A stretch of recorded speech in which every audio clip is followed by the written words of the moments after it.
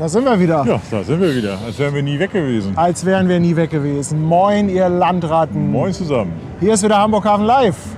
Ja, Von der Dachterrasse des Deutschen Wetterdienstes. mit Aussicht. Ja. Ich habe es etwas eilig gehabt mit dem Streamstart. Weil ich die ganze Zeit am Fiebern bin. Bitte, bitte nicht die 50.000, wenn der Stream nicht läuft. Bitte, bitte nicht. Und wir haben Na, noch 49.996. Also 4 fehlen noch. Enge Und Kiste.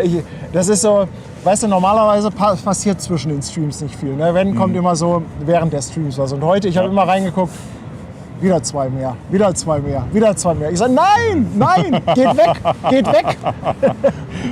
Abonniert später, abonniert später. Ja, und deshalb dachte ich mir, ich muss das jetzt starten, so, damit wir das dann auch wirklich live im Stream schaffen und dann feiern können. Ja, kurze Frage, Bild und Ton sind da. Funktioniert soweit? Das wäre jetzt mal. Guck mal, wir haben die 97. Oh. Die 97. Also ich lasse den Counter jetzt auch live mitlaufen. Können wir die ganze Zeit dann zuschauen. Ne? Ja, ist doch cool. Ja. Also, ja, wir sind auf dem Dach vom Deutschen Wetterdienst. Wer schon länger dabei ist, kennt die Ansicht. Wir haben hier einen wunderbaren Blick auf den Hafen und werden nachher auch wunderbar das Feuerwerk anschauen können. Guck, jetzt kommen die Scherzkekse, die jetzt deabonnieren. Jetzt ist wieder einer runter. Das war klar. Das war schon fast klar, dass das passiert. Aber gut, so ist es halt. Das gehört dazu. Ja, das gehört dazu. Das ist halt so. Na? Aber merkst du einen Unterschied zu heute Morgen? Ja, 5 Grad machen doch schon einen ganz schönen Unterschied. Ne? Also ich finde Schwitzen statt Frieren echt angenehmer. Ja. So. Jetzt muss ich mal gerade hier noch. So.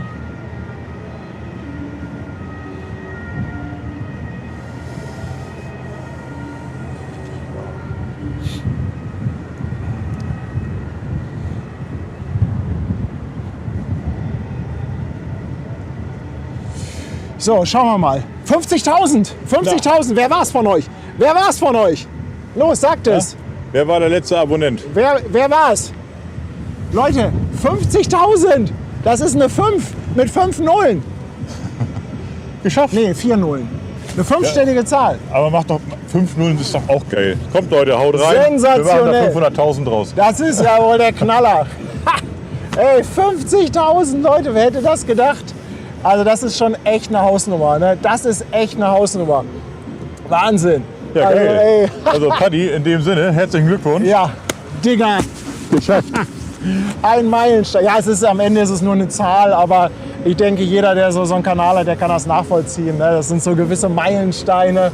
Ja, Im Endeffekt sind es ein paar mehr jetzt geworden, aber trotzdem, das ist einfach phänomenal. Also, Ja, aber die muss man doch mitnehmen. Also, und du weißt, was jetzt passiert, ne?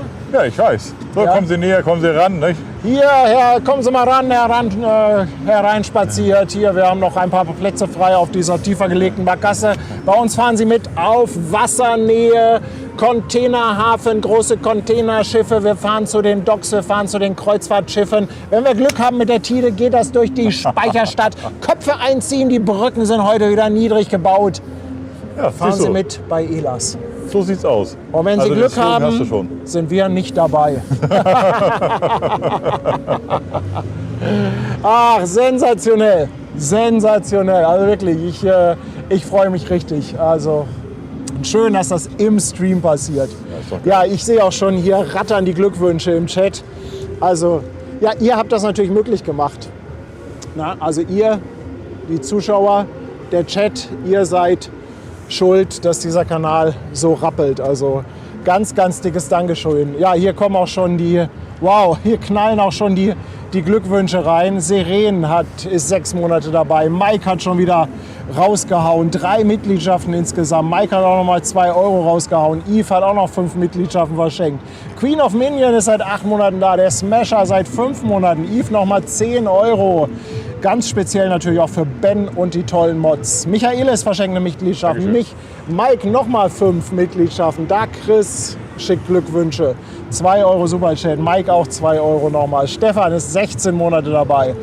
Future Lady 300 Toy. Seren verschenkt 5 Subs. Danke, mein Lieber. Carsten Oberlausitz mit 2 Euro. Moin, ihr beiden Superstars der Streamer-Szene. Da gehören ja noch mehr dazu, aber Dankeschön. Da gehören noch mehr dazu. Das ganze Team. Also müssen wir auch einfach ein dickes Dankeschön an unser ganzes Backoffice schicken. Ja, Seren noch mit dem Fünferpack. Der Carsten aus der Oberlausitz. Ach, den hatte ich ja gerade. Ne? Yves haut noch mal 5 Mitgliedschaften raus. Nico ist auch seit 5 Monaten dabei. Mike 2 Euro. Lukas und Jenny machen 2 Jahre voll. Hendrik Köster 5 Euro Superchat. Reini verschenkende Mitgliedschaft und Justi 17 Monate dabei. Der Bochumer auch noch eine Mitgliedschaft. Ja, vielen, vielen Dank. Wir haben glücklicherweise noch etwas Zeit. Wir haben extra gesagt, wir fangen etwas eher an. Und haben wir jetzt auch ein bisschen Zeit, nochmal hier die 50.000 zu feiern. Aber wir wollten euch ja auch so ein bisschen Hafenflair zeigen. Ne? Also wenn wir schon mal die Möglichkeit haben, hier oben auf dem Dach vom Deutschen Wetterdienst zu stehen. Wir haben natürlich gehofft, dass es einen schönen Sonnenuntergang gibt. Wir Ja, hoffen einfach mal, dass wir nicht nass werden. also ich kann ja mal den Schwenk machen und dann können wir mal schauen, wie das da hinten so aussieht. Also in der Ferne, da regnet es auch ein bisschen. Ja, wenn er da hinten regnet, dann ist uns das ja ziemlich lax, ne? Also laut Wetterradar soll das so an uns vorbeiziehen. Na? Ach Leute, ihr seid echt so lieb. Ganz, ganz lieb. Vielen Dank. Stefan, 28 Monate. Sven, abends auch schon 20 Monate dabei. Stefan, 13 Monate. Die Sandra, 10 Schweizer Franken. Michaela Awan, 5 Euro. Claudia lässt auch Glückwünsche da, 2 Euro. Demion Arz, 18 Monate. Astrid und Volker, 2,49. Die Gerber auch 18 Monate. Ach Leute. Ja, die Langzeitunterstützer, ich finde das toll, großartig. Ja, also sind viele ja jetzt auch schon, die 2 Jahre voll haben. Also ist natürlich auch klasse für die, die jetzt neu mit dabei sind, freuen wir uns natürlich auch riesig drüber. Aber es ist natürlich auch toll, wenn du Leute dabei hast, die von Anfang an irgendwie oder zumindest kurz seit Anfang an dabei sind und einem so die Treue halten. Das ist wirklich zauberhaft.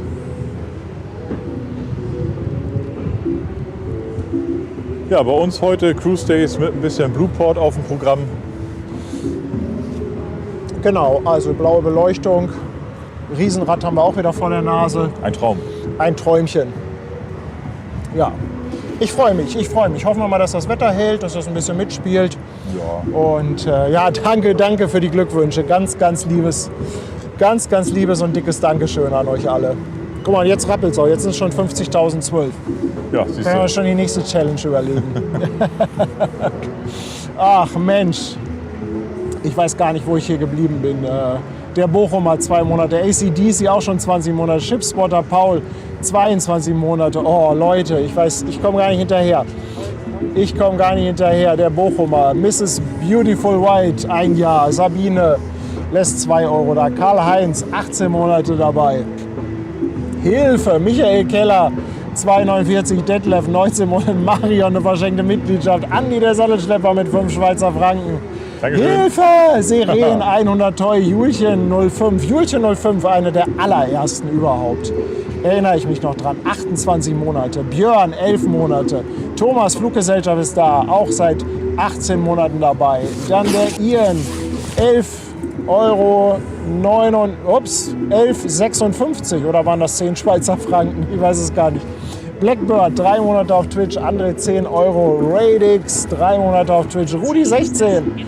5, Hansi Seehund 2, Melli nochmal 5, dann Frank 19 Monate, Yves 10 Euro, Seren 400 Toy, Emily 16 Monate, Scout neu an Bord bei Twitch, danke, Klaus Köster 2 Euro und der Postbüdel auch 5 Euro, Postbüdel auch ein Urgestein, ja danke.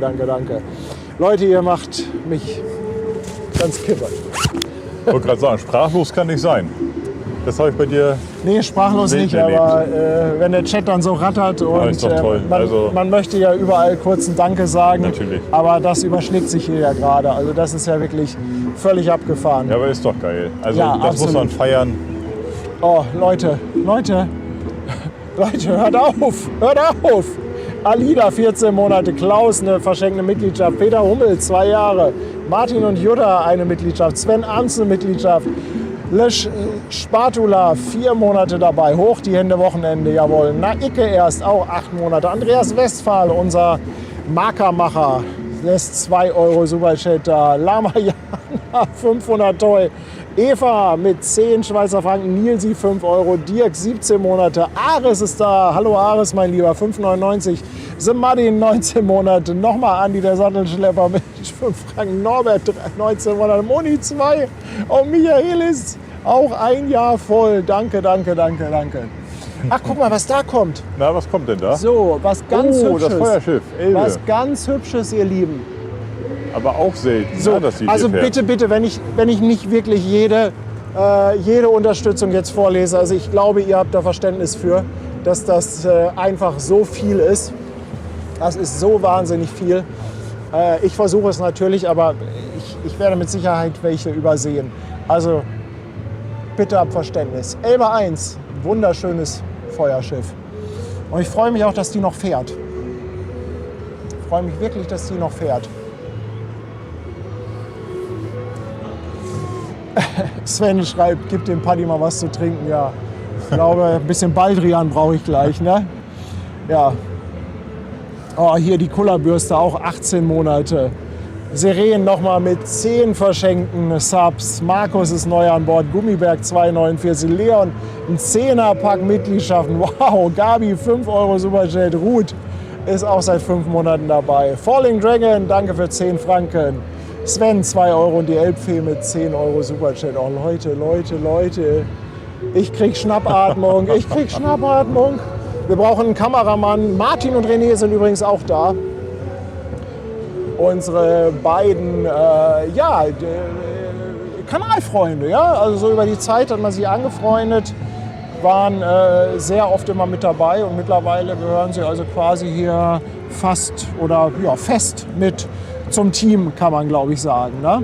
Christian Dorn, danke dir für 4,44, Michaela 17 Monate und Corinna 11 Monate. Dankeschön. Danke. Ja, immer eine helfende Hand an der Kamera, ne? Ja, absolut super.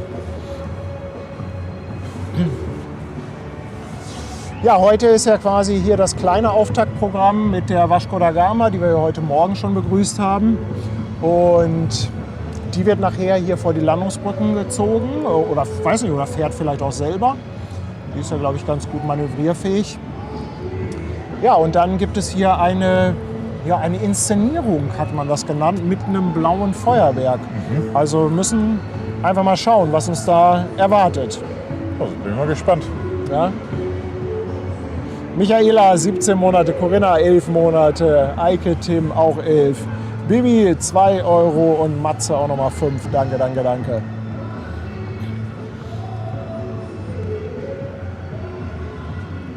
Auf dem Wasser ist heute natürlich auch ein schöner Platz. Ja.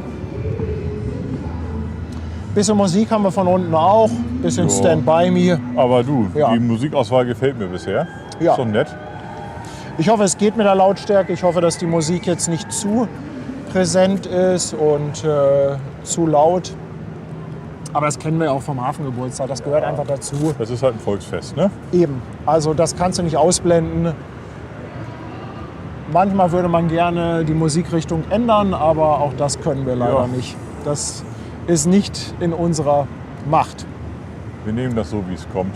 Tool, danke für 19 Monate und Seren haut nochmal einen 5er-Pack raus. Dankeschön. Ja, heute Morgen war ja schon jede Menge los im Hafen. Ich weiß nicht, wer das von euch gesehen hat. Jede Menge Polizei, alle Kreuzfahrtschiffe wurden mit Polizei begleitet. Was ist denn das für ein kleiner Onkel da unten? Hier vor uns ja direkt. Was ist das denn? Ist das ein THW oder was ist das? Das ist Polizei. Ach, das ist Polizei. Guck mal Ja. einer. Guck mal, was die so für Boote haben. Ne? Ach, das ist aber so einer BS57. zum Retten, glaube ich. Ne? Der kann das Ding vorne aufmachen. Der kann vorne die Klappe runterlassen. Ja. Ein Landungsboot.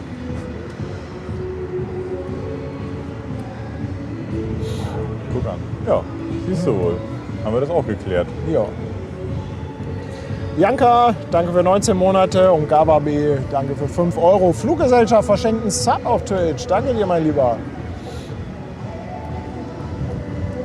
Und Ontario, Kanada ist auch dabei. Welcome. Welcome. Ja, Lars fragt, wo man morgen am besten parken kann.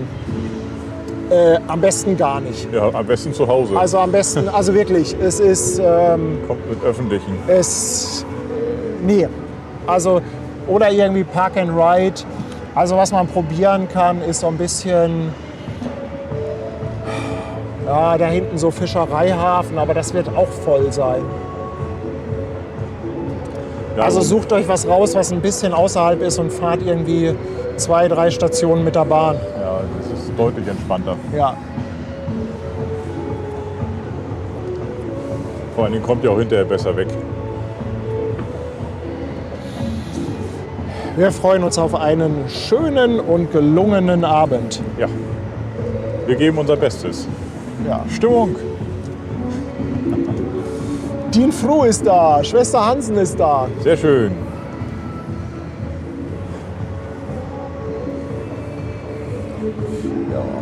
Und QMSGT. 5 Monate, danke für deinen Prime Sub. Vielen, vielen Dank.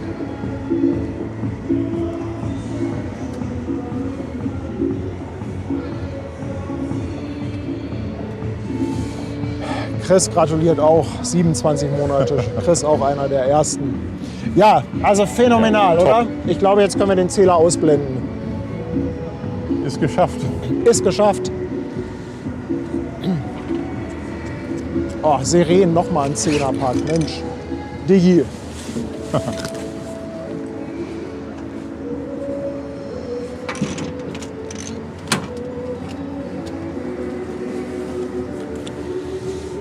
Eva grüßt auch noch mal ganz explizit unsere Mods. Danke, Eva.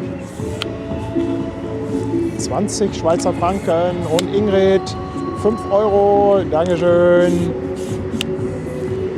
Ingrid sagt, sie hofft, dass wir die ersten Tage im Oktober kobern.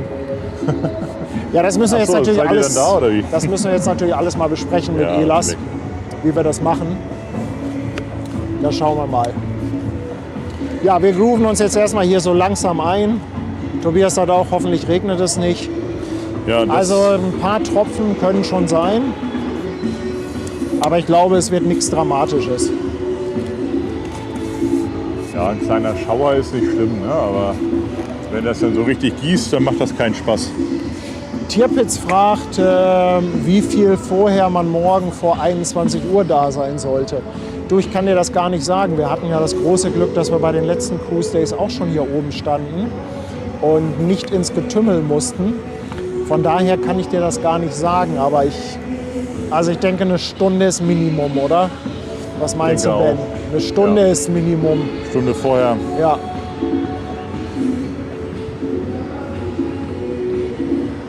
Also ich könnte mir Ja, wir wurden vorstellen, dass das natürlich richtig auch voll von wird. vielen gefragt, ob sie hier mit hoch können. Aber das ist leider nicht öffentlich zugänglich hier mit Sicherheitsdienst und man muss sich unten anmelden, Kärtchen ausfüllen und so weiter. Deshalb ist das leider mit Besuchen hier oben nicht möglich.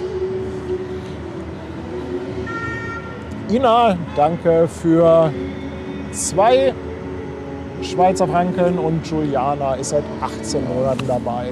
Ansonsten fahrt ihr bei Elas mit, wenn ihr noch einen Platz kriegen könnt. Ich weiß nicht, ob die ausgebucht sind mittlerweile. Da habt ihr auch einen ganz fantastischen Blick von der Barkasse aus. Also wenn ihr da kurzfristig noch drauf könnt, ja. Oh, Tanja ist auch wieder zu Hause, ja. Ach, die Story muss ich euch ja noch erzählen. Ich bin hier oben auf dem Dach, fange an aufzubauen. René ist schon da. Ich mache meinen Rucksack auf, gucke da rein und denke, das gibt es doch nicht. Was passiert? Ja, ich habe den Switch vergessen. Ach, scheiße was. Ganz genau. Ja, zu Hause angerufen, aber Tanja, ohne mit der Wimper zu zucken, ohne einmal irgendwie zu zetern oder zu Ja, mosern. ich bin gleich da wahrscheinlich, hat sie gesagt. Ich setze mich ins Auto, Standort geteilt, halbe Stunde später war sie hier. Also wirklich, also ein Hoch auf Tanja. Sonst hätten wir nur mit einer Kamera arbeiten können heute. Das ist doch Ja. schön, ne? Ja. Wenn einem der Lebenspartner nicht im Stich lässt, wenn man Ja. sich immer darauf verlassen kann. Das ist Ob wir toll. Taschenwärmer dabei haben? Ja, es geht heute eigentlich. Also heute Ja. Morgen, also ich sag mal 12 Grad und 18 Grad sind schon ein Unterschied. Ja, du 12 Grad mit richtig Wind, Ja, fühlt sich an wie 5. also wir haben gefühlt. deutlich weniger Wind jetzt. Deutlich weniger.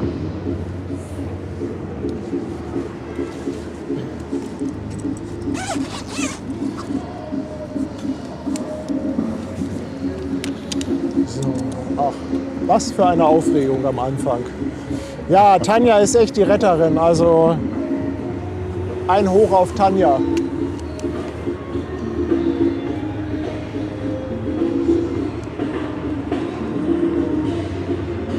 Also es wäre natürlich etwas gegangen, es wäre dann halt nur mit einer Kamera, wäre auch gegangen, aber mit 2 Kameras ist natürlich schon schöner. Ja, ist schöner, oder? Also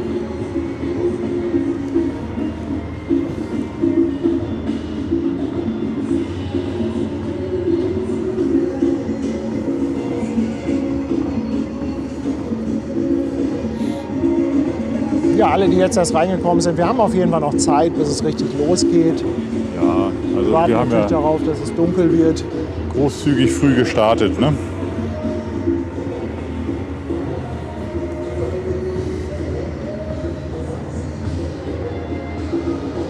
Nö, das passt. René, das passt. Ist alles gut.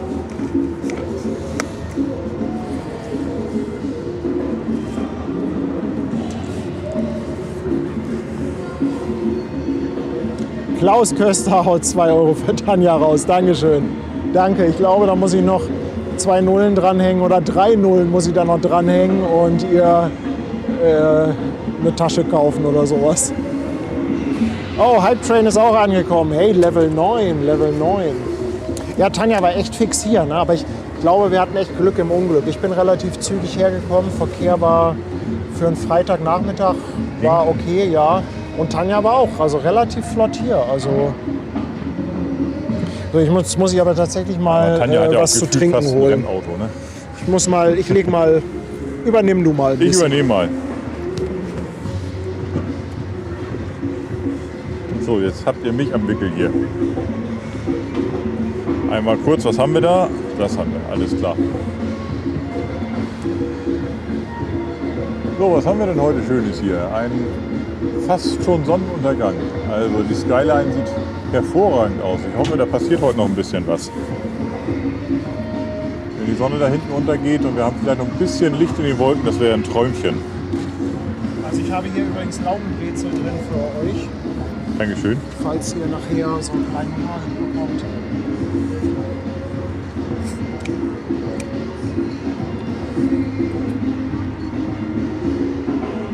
Moin Carsten.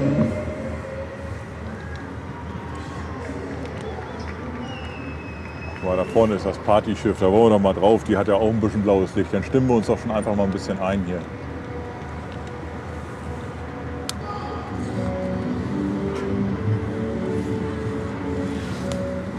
Was wäre der Hafen ohne Koi?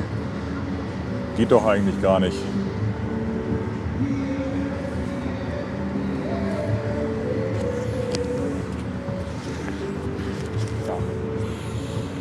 Matze, vielen, vielen Dank. 5 Euro, herzlichen Dank. Für uns, unsere Frauen, alle Mods und die hinreißende Community. Wir haben diesen Kanal zu dem gemacht, was es jetzt ist. Bombastisch. Danke euch allen. Ja, also wenn man mal zurückblickt, ne, es sind jetzt ja, so circa 2,5 Jahre. Im Februar oder März 2023 angefangen. Also es ist schon echt Wahnsinn. Und ich glaube, einen ganz, ganz fetten Dank müssen wir auch an alle hier im Hafen aussprechen, die daran beteiligt sind. Also allen voran natürlich die Fährenfahrer, ELAS, die Schlepperfahrer, Fairplay, die Schleppercam, Brigitte, die natürlich dazu gehört. Oh, ich vergesse jetzt. Wenn ich anfange aufzuzählen, vergesse ich wieder die Hälfte. Das Hafenmuseum natürlich. Ne? Der Olli mit seinem Fritz. Also es sind so viele. Ja, es sind auch viele einzelne Personen, die halt das Ganze mittragen. Ne? Ich muss mal gucken, ob dein Mikro das... Also ich hoffe, Ben versteht Doch. dir ganz gut, oder? Ja, ich hab ja heute Morgen gelernt, ich bin so laut. Stimmt. Katrin, willkommen an Bord. Danke für die Mitgliedschaft. Friedhelm ist auch seit 18 Monaten dabei und Erika verschenkt noch eine Mitgliedschaft. Dankeschön. Holle Honig auch seit 23 Monaten da. Und NO82, willkommen an Bord auf Twitch. Dankeschön. Ja, sind ganz viele, die daran... Guck mal, da ist Ein auch Beitrag die Freier, der Raddampfer. Ja, stimmt. Wollen wir da mal drauf gehen? Ja, mach doch mal. Komm, nehmen wir uns mal die Freier. Nehmen wir uns mal die Freiheit. Einmal ein bisschen schwenken hier und zack, da ist das gute Stück. Ja, die Seemannsmission müssen wir noch auflisten, natürlich. Willi, ja, richtig. Oh, ihr helft wieder super mit. Mit Willi wollte ich ja immer mal mitfahren, aber Willi ist so, ja, der winkt gerne mal, aber Willi ist so echt hanseatisch, der will gar nicht so viel Aufmerksamkeit. Oder ist so ein bisschen Understatement unterwegs, ne? Ja. Yves hat auch nochmal 50.000, super. Paddy, Ben, Tanja und die super tollen Mods, ihr seid alle bestens. 20 € nochmal, Dankeschön.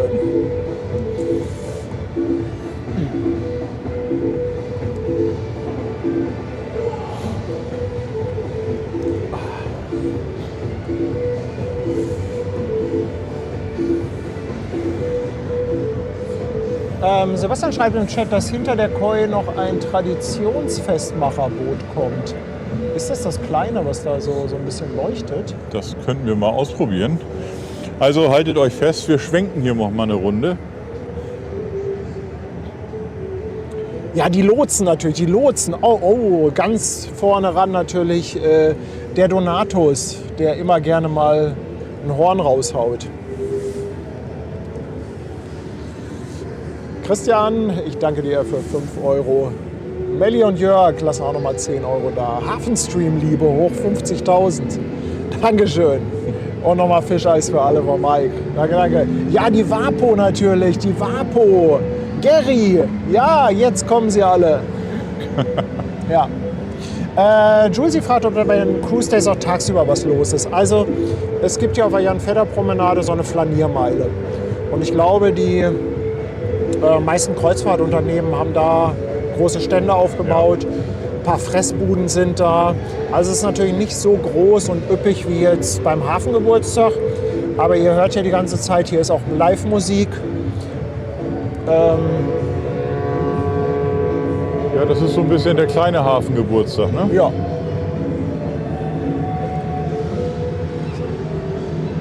Ist das Traditionsfestmacherboot? Könnte sein. Ich erkenne es nicht als solches, aber... Der Dänemark-Fan sagt auch, jeder Stream, wirklich jeder ist einzigartig. Ja, und was haben wir schon für Überraschungen erlebt in den Streams, wo wir nicht mit gerechnet haben.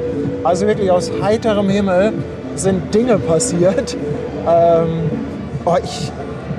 Ich glaube, wenn ich irgendwann mal nicht mehr draußen stehen und streamen kann, dann werde ich mich mal mit meinen diversen Terabytes an Aufzeichnungen beschäftigen.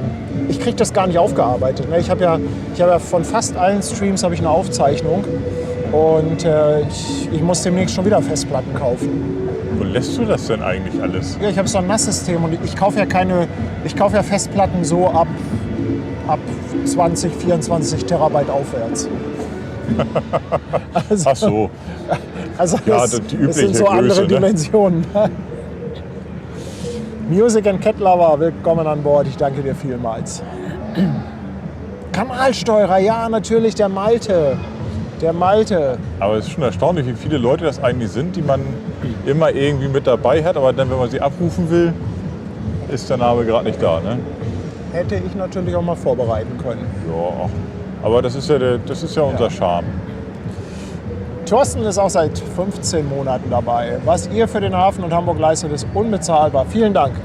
Guido aus dem Westerwald, 21 Monate, schickt auch nochmal Glückwünsche. Dankeschön. Ja, und Friedhelm hat natürlich auch absolut recht. Friedhelm sagt nämlich, Ben, du bereicherst jeden Stream. Ach Gott, ich bin doch einfach nur Gast. Ja.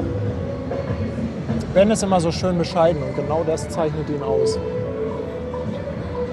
Genau das zeichnet dich aus.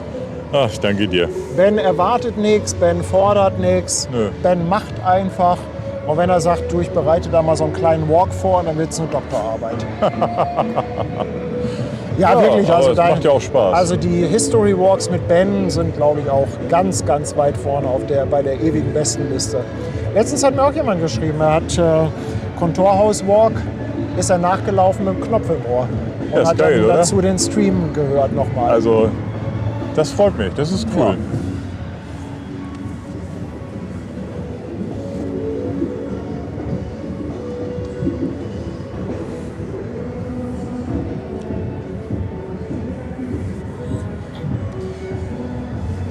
Nipa G, 11,99, 50k endlich erreicht, sowas von verdient. Von Carmen und Patrick aus Göttingen. Liebe Grüße zurück. Ja, Conny muss ich natürlich auch noch erwähnen. Also wir hatten natürlich Fairplay allgemein. Ja, ich meine, gut, dann haben wir natürlich Captain Kanzler, dann haben wir Schrauber Nico, dann haben wir den Dexmann, dann haben wir... Philipp dürfen wir nicht vergessen, Genau, der jetzt ne? zu den Lotsen gegangen ist. Also kriegen Also wir alle sind gar nicht. so viele Leute dabei. Ja. Man dürfte den DVD nicht vergessen, auf dessen Dach wir immer wieder dürfen. Also sind so viele kleine Rädchen im großen Ganzen, die das Ganze zum Erfolg bringen. Aber der DVD macht uns ja auch immer das Wetter. Also da kann er sich jetzt aber ab und zu ein bisschen Mühe geben. Ja. Ute, vielen, vielen Dank für 5 € mit Glückwünschen zu den 50k. Paddy und Tanja, es macht immer Spaß und Freude, euch zuzusehen und euch zu unterstützen. Lieben Dank, Ute. Vanessa, 6 Monate. Vanessa, liebe Grüße an euch beide. Seid ihr nicht jetzt auch auf der Zoll oder irgendwas war doch da?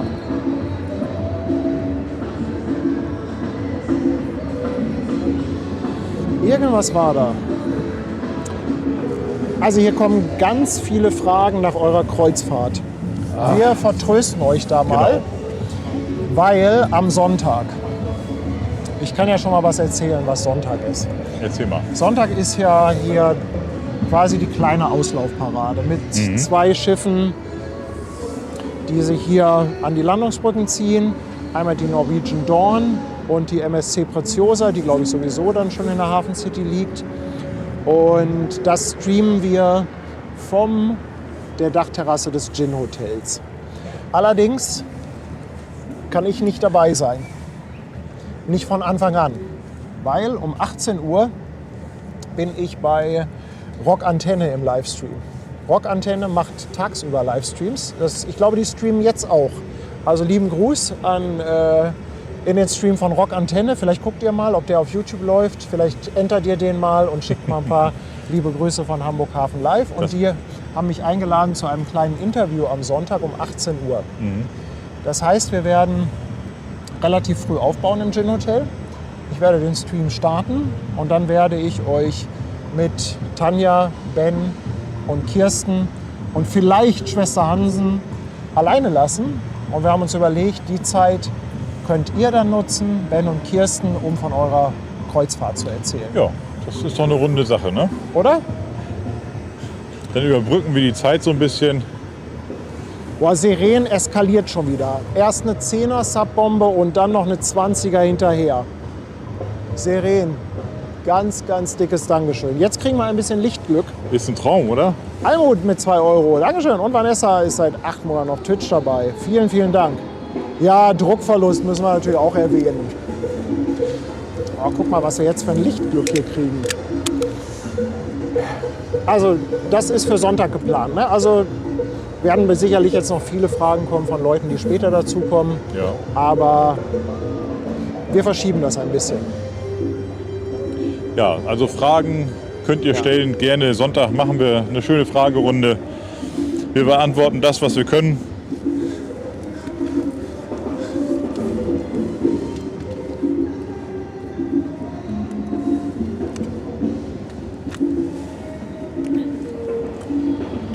Oh, Haribo-Vampire. Danke, René. Nervennahrung.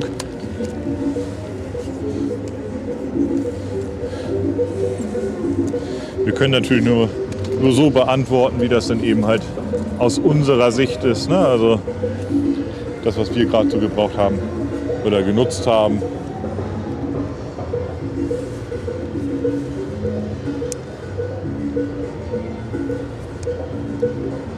Aber ich glaube, so ein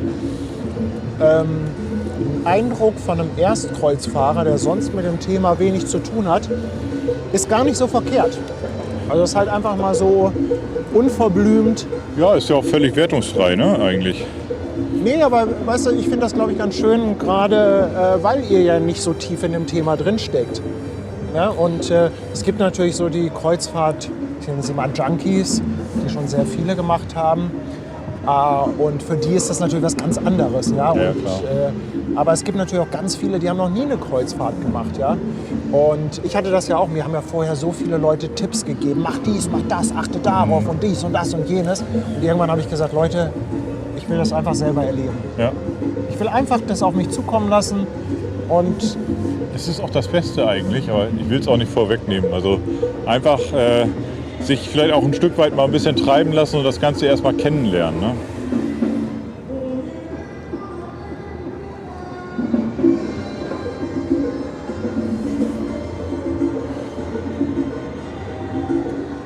boah, also das Licht kann jetzt aber was, oder?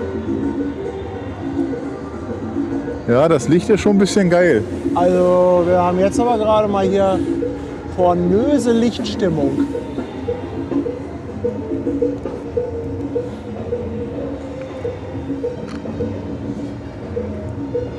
Schnipke, danke für 13 Monate auf Twitch, danke für deinen Sub. Und Andi, der Sattelschlepper, 5 Schweizer Franken. Und er hat schon einen Vorschlag für die 100.000. Na? Paddy und Ben fahren bei der Einlaufparade Hafengeburtstag mit dem Tretboot mit. Da muss uns aber noch einer schleppen. Ja, wobei, das kriegen wir hin. Vielleicht sagt der Fairplay, die hängen uns dran oder so. Hier Drucki von Druckverlust, der hat sich ja in den Kopf gesetzt, er will ja mit dem Tretboot, will der ja ein Containerschiff drücken. Also das, was die Schlepper sonst machen, wollte er mit dem Tretboot dann drücken. Aha. An die Pier. Ja, dann mal zu. Ja, also Das ist viel Erfolg. erstmal soll er zeigen, wie er die Genehmigung bekommt dafür. Aber ich glaube, da brauchen wir ein Tretboot für 200 Personen, wo 200 Leute treten können. Benzinbiber, willkommen an Bord. Danke für deinen Sub. Prime Sub, danke, danke. Aber ich habe gehört, er hat einen ganz kräftigen rechten Fuß vom Gaspedal. Also das könnte er vielleicht auch alleine schaffen. Ja. Ja, hier ist die Frage, ob wir Montag einen Stream vom Auslaufen der Costa planen. Wollen wir schon sagen, was Montag geplant ist? Können wir eigentlich, oder? Ja, ach komm, hauen wir raus. Hau mal raus. Montag du das machen wir was machen? Besonderes. Montag sind wir unterwegs mit Elas durch die Fleete der Speicherstadt und schauen uns ein bisschen den Blueport an und auch die illuminierten Fassaden zur Geschichte der Speicherstadt, weil wir feiern ja 10-jähriges Bestehen des Weltkulturerbes. Und die Hala feiert 140 Jahre. Das ist, glaube ich, auch Teil der ganzen Geschichte. Die haben da halt so diverse Bildilluminationen. Ja, ne? genau. Und da wollen wir gerne mit der Barkasse durchfahren und euch das alles zeigen. Von daher leider Costa höchstwahrscheinlich nicht. Aber du, wer weiß, wenn wir erstmal auf einer Barkasse sind, wer weiß, wer uns so vor die Füße fährt. Ja, vielleicht kriegen wir sie ja trotzdem noch mit. Man weiß es nicht. Ja.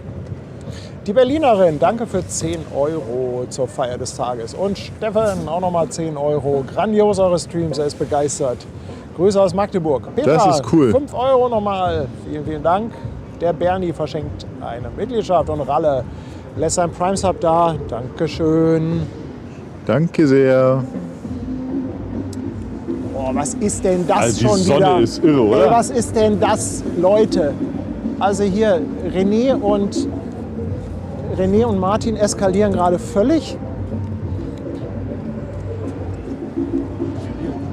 Aber wir haben natürlich auch ein riesen Glück, dass wir jetzt etwas höher stehen und hier die Sonne mitbekommen. Ja, also ist ein echtes Träumchen, das Licht. Wahnsinn. Bernie, danke für 17 Monate. Dankeschön. Und der Porsche-Fan auch nochmal 5 Mitgliedschaften. Danke, danke. Oh, ich glaube, wir können bald ein neues Emoji machen. Das geht ja immer so Ab welcher Grenze geht es denn wieder? Ja, das Problem ist ja, also es geht ja immer rauf und runter mit der Anzahl der Mitgliedschaften, weil die Verschenkten ja nicht immer verlängert werden. Aber ich glaube, wir haben die nächste Hürde bald genommen. Ina, Dankeschön für 5 Schweizer Franken. Sollen wir Fairplay fragen? Die schicken bestimmt 2 Schlepper. Meinst du ein Tretboot und 2 Schlepper? Ja, also für dieses Licht könnt ihr euch beim Wetterdienst bedanken. Ich sage gerade, für das Licht können sich die Zuschauer beim Deutschen Wetterdienst bedanken. Ja.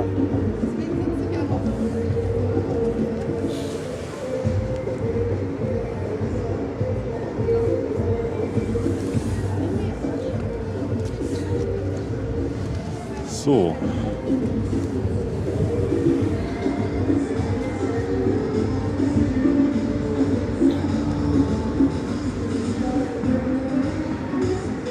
Ja, wer das bestellt hat beim Wetterdienst, das war ich. Ja, das nehmen wir doch gerne mit, ne? Ich bedanke mich auch immer beim Wetterdienst für das Wetter. Ja, Jürgen, schreibt dann hinterher nochmal vielen Dank, dass wir da sein konnten und guten Job gemacht.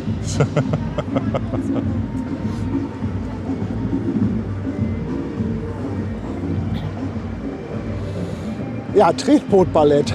Ja, das wäre auch was. Ja. Zohul, nee, wir stehen nicht auf dem Empire Riverside, wir stehen auf der Dachterrasse vom Deutschen Wetterdienst. Also Empire Riverside ist auch toll zum Gucken. Das Problem ist, die haben so getönte Scheiben, die sind so leicht grünlich. Also da fotografieren und filmen durch die Scheiben Empire Riverside. Ich glaube, eine Dachterrasse haben die nicht. Ich glaube, die haben sie nicht. Also das Bild kann man sich jetzt auch so als Standbild Ja, also du. reinziehen. Also das Licht ist top.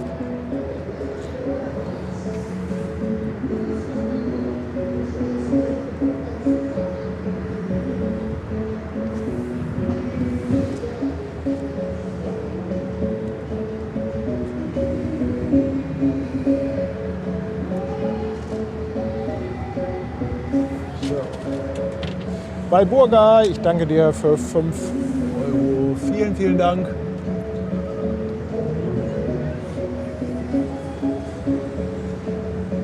So, jetzt hat irgendjemand gerade meinen Chat kaputt gemacht hier, zumindest die Anzeige. Aber es ist schnell repariert.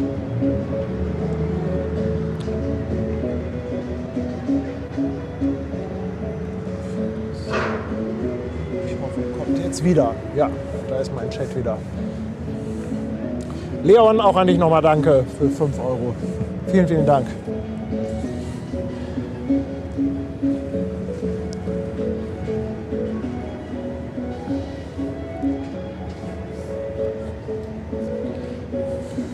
Ja, da werden wir wieder Wahnsinnsfotos auf den Accounts von Ben, Martin und René sehen. Ja, also Martin und René sind ja am Durcheskalieren hier gerade. Martin hat doch gar kein Interesse, hier die Videokamera zu machen. Nee, der hat seine eigene Kamera. Der streichelt gerade seine Leica und macht schöne Bilder. Sonst kommt er immer gleich und sagt, ey, ich soll Kamera machen. Ja, aber ich kann es verstehen. Ne? Also ganz ehrlich, Absolut. wenn du hier oben bist, das ist so ein geiler Spot. Ja, mega. Und du kommst halt normalerweise nicht hier drauf. Wir lassen dann gerade ein bisschen über dich. Katrin, vielen Dank für dein Upgrade auf die Speicherstadt. Und Sabine, nochmal 5,99. Sie schreibt, Glückwunsch, macht weiter so. Liebe Grüße von Martina und Sabine aus Stuttgart. Natürlich machen wir weiter. Stuttgart, Wiebele und Mauldasche. Was ist Wiebele und Maultasche? Also Maultasche kenne ich. Maultaschen hatte ich heute noch. Tanja, Hast du Maultaschen hier? Tanja hat, weißt du, was Tanja gemacht hat? Nee, noch nicht, aber gleich. Überbackene Maultaschen Aha. mit Pesto. Ein bisschen Pesto auf die Maultaschen und dann überbacken mit Käse. Das war mein Cruise Day Essen heute. Hammer. Ja, aber Tanja ist auch so Hammer. eine kleine Kitchen Queen, ne? Ist sie, absolut. Absolut.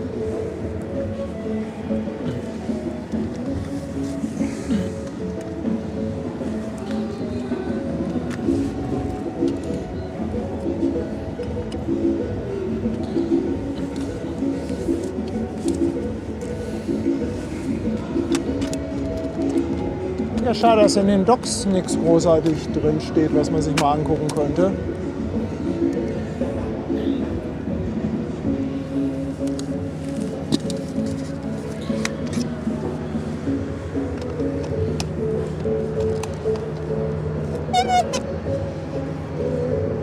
Also müsst ihr echt mal ausprobieren.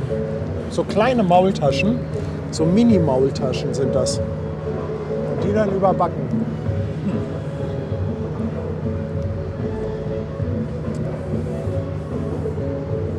Da kommt Helga Ehlers. Kann mal jemand vorne die Fahne enttüddeln? Wie, ist die Hamburg-Hafen-Live-Fahne gerade nicht standesgemäß da? Nee. Oh, oh, oh, oh, oh.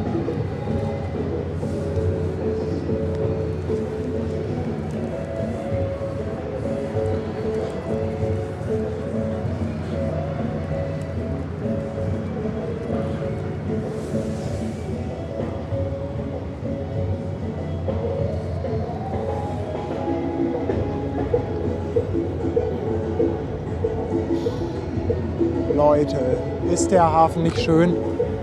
Ist Also- der nicht schön? Das Licht zu der, also jetzt, heute Abend, das ist ein Traum. Also Ja, absolut. Silbermoon, danke dir für 2 Monate Prime Sub. Und Heiko, 18 Monate dabei. Dankeschön. JT Kirk lässt nochmal 10 Euro da für die 50k-Party. Wann sollen wir kommen? Wohin? Für die Hafenrundfahrt können wir euch schon mal einplanen. Machen wir. Thomas Krefeld, danke für 2,49. Anne und Thomas, danke ihr Lieben. Und André Bung, 28 Monate dabei. Als treues, meist stilles Mitglied der ersten Stunde gratuliert er. Hamburg Hafen Live-Kalender ist natürlich auch vorbestellt. Ja, falls ihr den Hamburg Hafen Live-Kalender noch nicht habt oder kennt, ich blende ihn noch mal ein. Die Vorbestellungen laufen aktuell. Und Mike verschenkt noch eine Mitgliedschaft. Dankeschön. Almut hat ihren Töchtern schon mit 13 das Kochen beigebracht. Ja, also bei mir hat das nie funktioniert. nee? Nee, also kochen bin ich völlig untalentiert. Also ich muss sagen, du kannst hervorragend Steaks. Ja. Das ist doch auch schon Kochen. Gilt Grillen als Kochen? Ja, natürlich. Mensch, Paddy.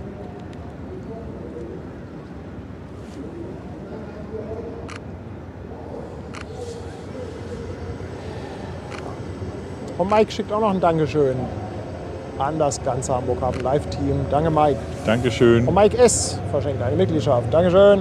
Danke. Es ist interessant, was hier für Gerätschaften sind auf der Dachterrasse.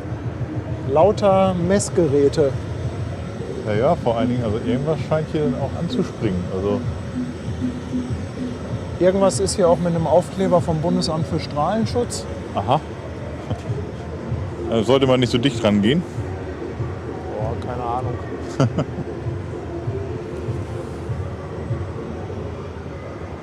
Wäre da jetzt mal entspannt. Sonst würden die uns hier nicht hochlassen. Definitiv.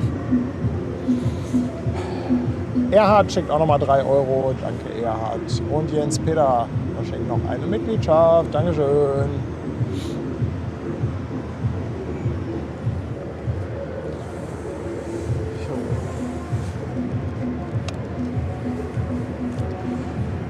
Morgen werden wir auch hier stehen für den Stream.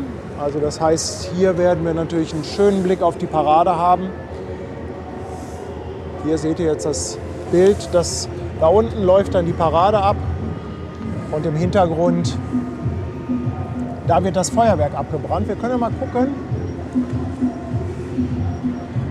Wissen wir denn eigentlich ungefähr, wo es hochgeht, das Feuerwerk? Ja, hier, wo ich gerade mit dem Bild drauf bin. Da steht jetzt, Ah, da vorne, okay. Mhm. ich schätze mal, die gehören da auch irgendwie zu dem Feuerwerk. Also es sind auf jeden Fall keine normalen Camper-Wohnmobile, weil da wo die jetzt stehen, das ist nicht öffentlich zugänglich. Ja.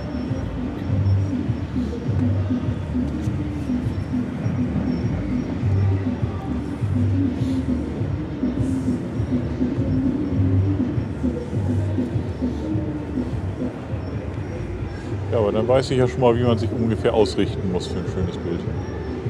Hier ist übrigens die sozusagen alte Schlepperbrücke. Also wir sind ja immer an der neuen Schlepperbrücke, da sind die meisten Liegeplätze für Schlepper. Und hier passen, glaube ich, so 4 hin ungefähr. Ja, das ist aber irgendwann wurde das alles zu klein. Und dann haben sie die neue Schlepperbrücke gebaut. Ja, für mehr Schlepper brauchst du mehr Brücke, ne? Das ist so. Donaunixe, willkommen an Bord, danke für deine Mitgliedschaft. Sven aus dem Erzgebirge, auch an dich, Dankeschön für die 2 Euro. Ob heute viel los ist, fragt Luca. Ja, du,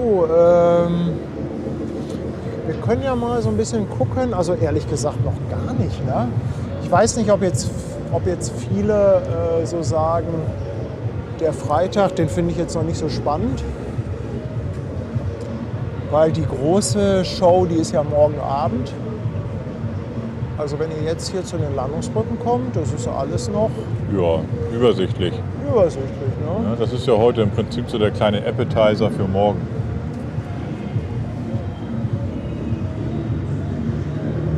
Ja, ihr seht, da kann man noch ganz entspannt stehen.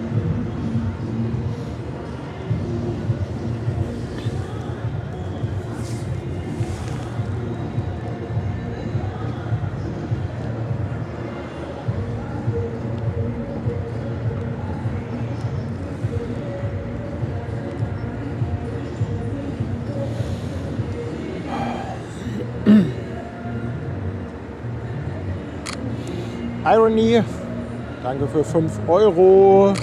Er wünscht sich das Geburtstagshorn, natürlich. Happy Birthday, mein Lieber. Herzlichen Glückwunsch.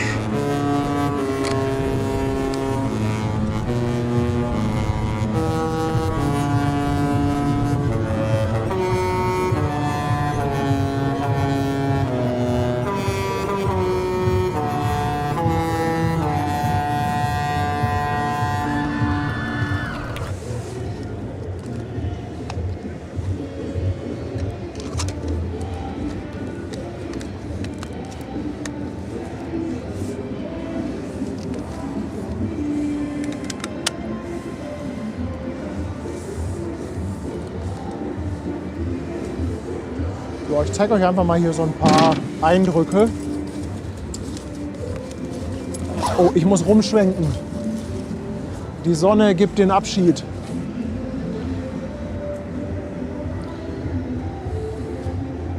Ja, die Sonne geht schlafen, ne? Oha, da hinten kommt aber ein ordentlicher Schauer runter. Ja, hoffen wir mal, dass der vorbeizieht.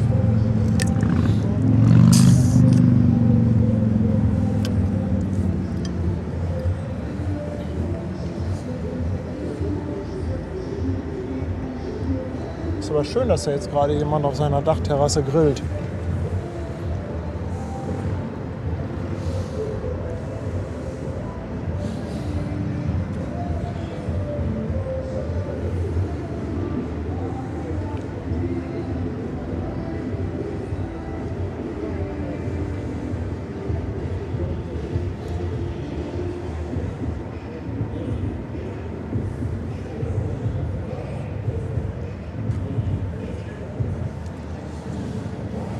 Ja, wann ist Light On? Um 9 oder halb 9?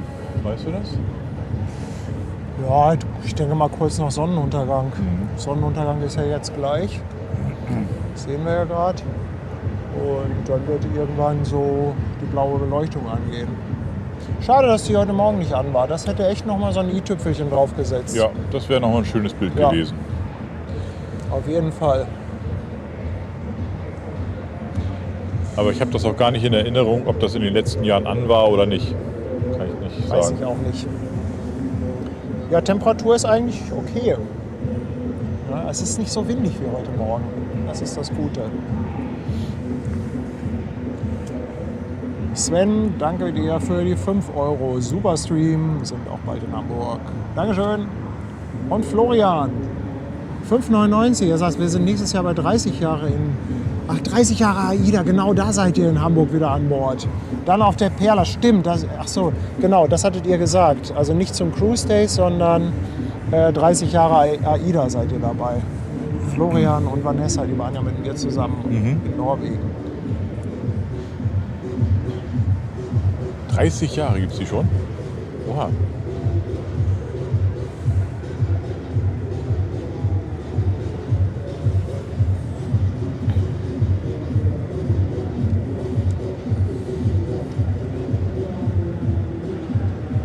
Der Regen zieht nach Nordosten. Das ist in Ordnung. Solange er an uns vorbeizieht, ist alles gut. Ja, finde ich auch.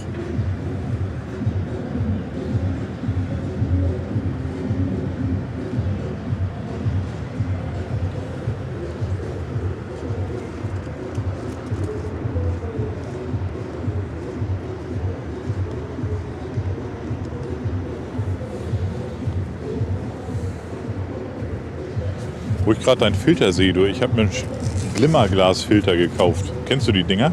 Nee. Die machen aus hervorragenden Optiken, machen die letztendlich eine Verschlechterung. Damit dann das Licht so ein bisschen blumiger wird, damit es ein bisschen ausfranst. Hast du wahrscheinlich richtig Geld für bezahlt. Ja, um ein Objektiv schlechter zu machen. Also erst ein teures Objektiv, dann ein Genau. teurer Filter, damit das Ergebnis schlechter wird.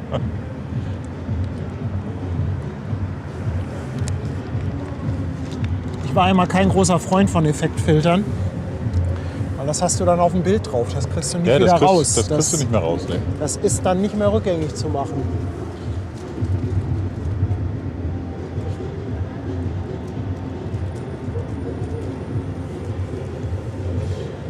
Ja, ich bin ganz froh, dass wir hier oben stehen. Drohne ist nicht, also das ganze Gebiet hier, Landungsbrücken, ist Drohnenflugverbotszone. Nee, danke. Ja. Ich hatte nochmal bei der Polizei angefragt und eine Stunde später kam dann die Bekanntmachung raus.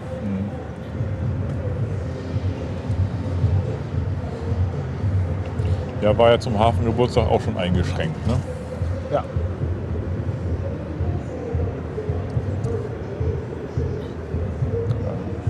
Das sieht aber auch irre aus da hinten. Ne?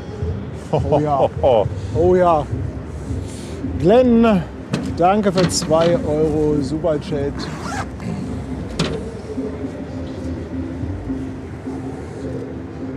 Junge, Junge, Junge, Junge.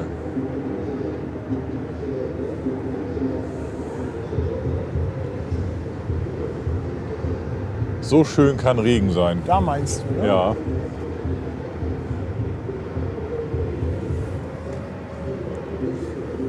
Erkennt man kaum als Regen. Muss man ein bisschen rauszoomen. Ich glaube, jetzt kann man so ein bisschen erkennen. Ja, das ist ein ganz feiner Schleier. Ah, schön, dass wir etwas eher gestartet haben. Also die eigentliche Show geht ja erst um 21 Uhr los. Wie ich Hamburg kenne, auch gerne mal etwas später.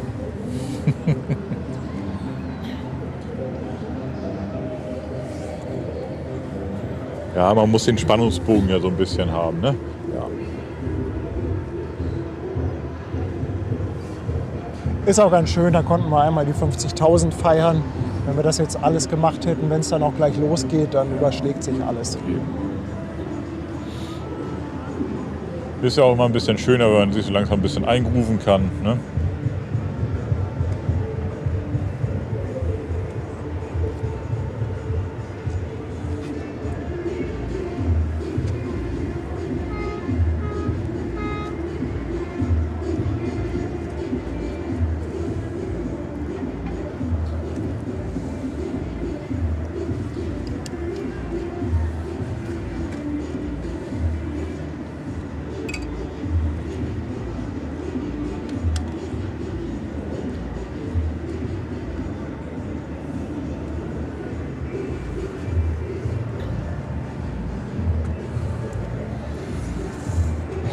Nee, das Feuerwerk, das wird heute nicht so ausfallen wie in Hannover. Nee, also Wahrscheinlich nicht. das kann ich euch schon mal sagen. Aber dafür mit Kulisse. Ja? Ja, also das Feuerwerk in Hannover war natürlich als Feuerwerk spektakulär. Aber ein Feuerwerk mit Hafenkulisse, Das ist ja mindestens genauso schön. das zählt doppelt.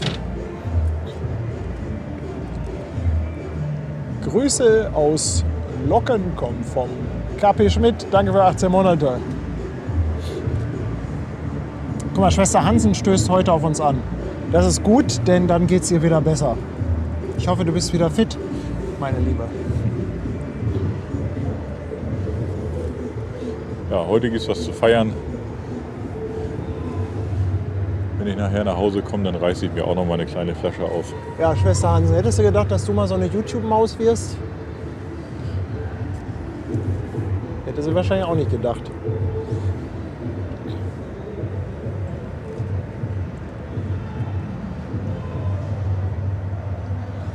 Ja, das ist doch das Schöne am Leben. Es ist immer wieder was Unvorhergesehenes. Eckhard, Meister Röhrig grüßt aus Kiel, 15 Monate, Dankeschön. Eckhard.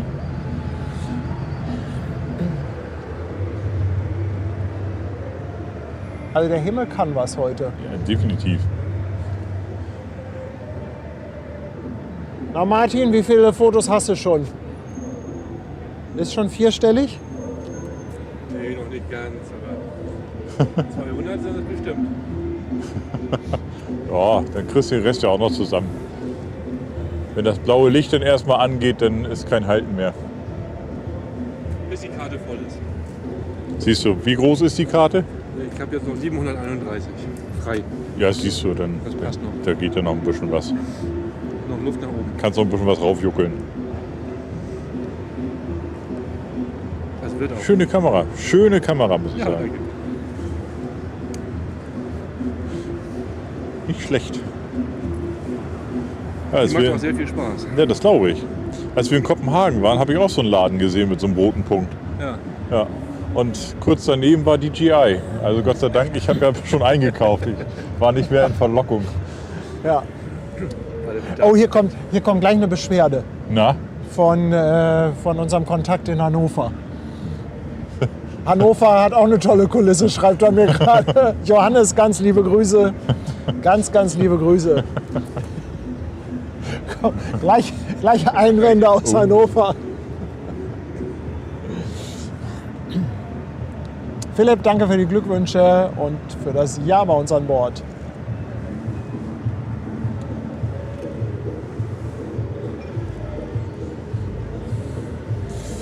Guck mal, das Dock hat auch schon ein bisschen blau an.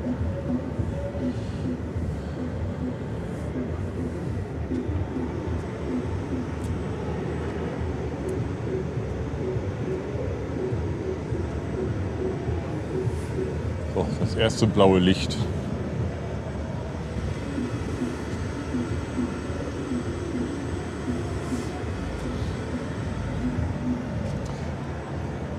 Guck mal, Andreas hat eine gute Frage, ob wir vielleicht noch mal erklären können, wer Ben ist und wie kommt er jetzt zum Hamburg Hafen Live? Wer ich bin. Wer du bist. Wow. Also ich erzähle euch mal die Geschichte. Ja. Der allererste Stream, den ich gemacht habe, damals noch zusammen mit dem Robert, damals noch auf meinem anderen Kanal, da gab es Hamburg Hafen Live in dem Sinne als Kanal noch nicht.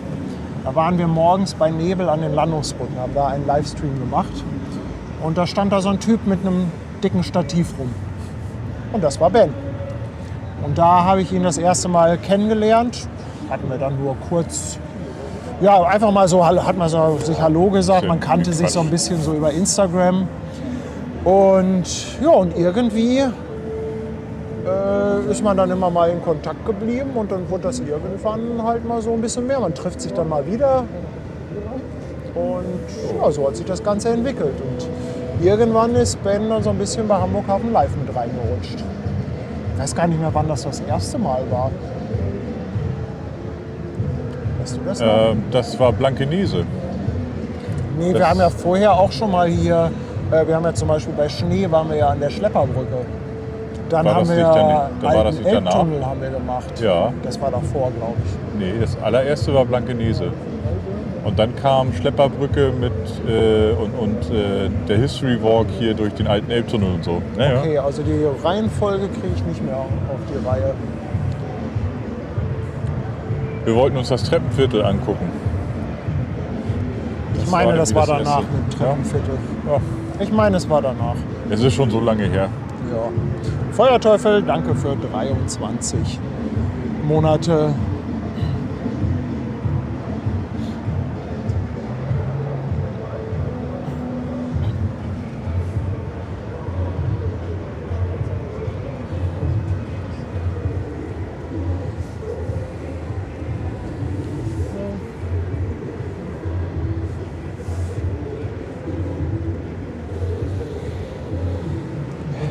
Da kommt die Koi wieder angeschippert. Ja.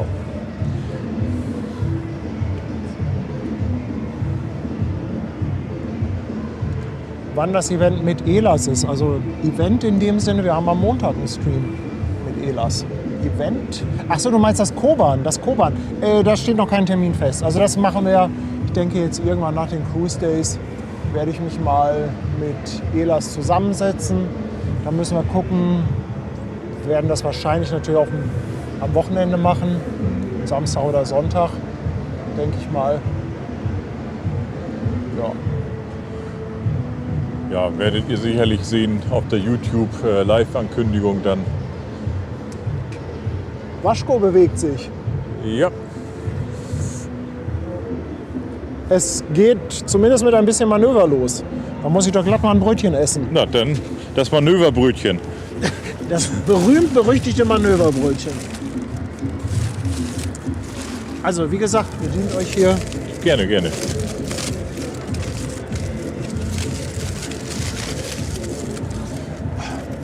Bei Aufregung kriege ich immer Hunger.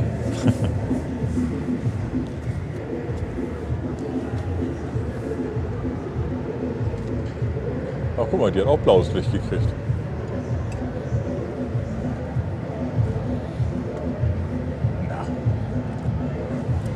Auch schon wieder alles voll mit Polizei da hinten. Ausfahrt vor Hafen.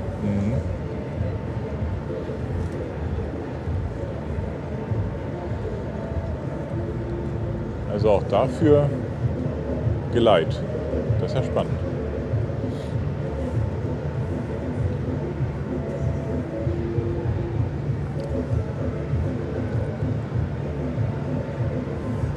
Ja, die Vasco da Gama muss da jetzt rückwärts erstmal ein bisschen rauszirkeln.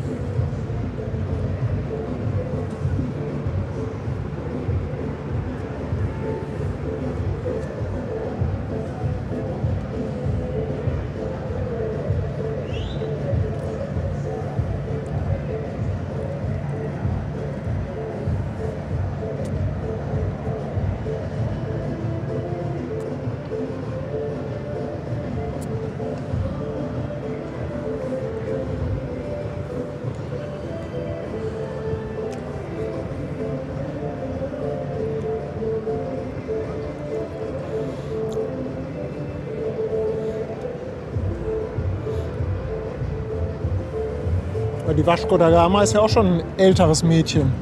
Ja. 1992. Ursprünglich hieß die mal MS Statendam oder Statendam. Für die Holland-America-Line wurde die gebaut. Also 1992. Hat eine Länge von 219 Metern und eine Breite von 31 Meter.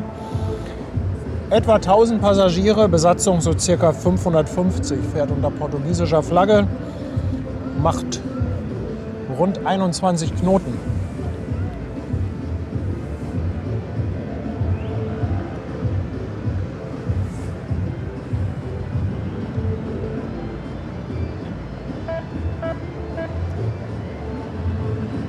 Ja, für ein Kreuzfahrtschiff glaube ich eine schöne Größe, wenn man es nicht ganz so groß mag.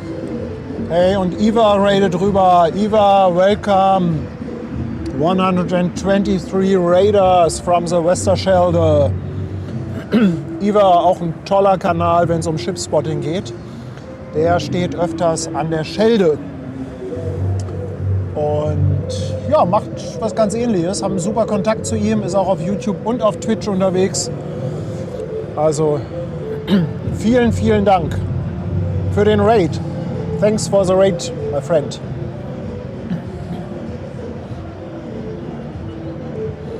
Otto Laufer kommt da unten noch an. Der kleine dunkle Punkt, ne?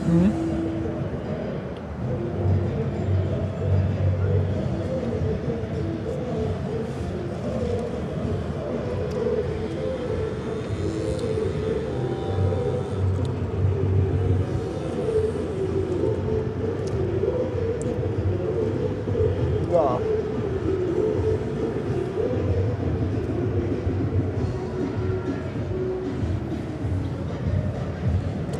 Almut, ich danke dir nochmal für 2 Euro.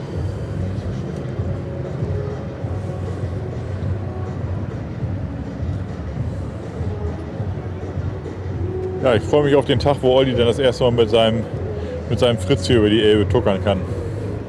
Das ist ja auch ein großes Projekt, was er davor hat.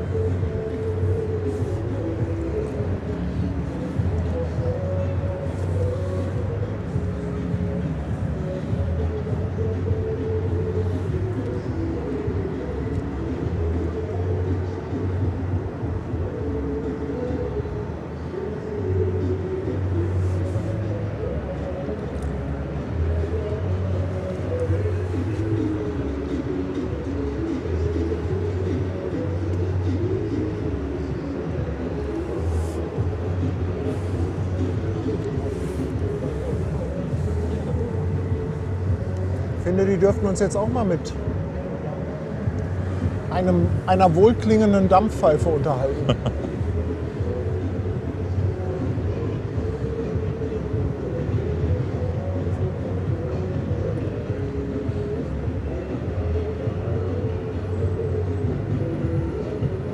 Ja, vielleicht haben wir ja noch das Glück. Ja, die Vasco da Gama sieht man jetzt eh kaum. Ja, die Koi ist gerade auch sehr prominent, die hat sogar Lauflicht oben drauf. Die Vasco wird interessant, wenn die gleich in den Vorhafen kommt. Ja.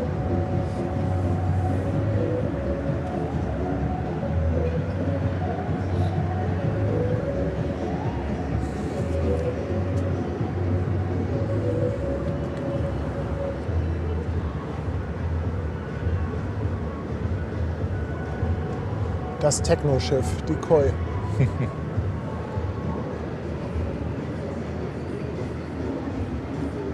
Ja, die ist ziemlich unüberhörbar, wenn die unterwegs ist. Oh ja. Heute geht sie ein bisschen in der Live-Musik unter.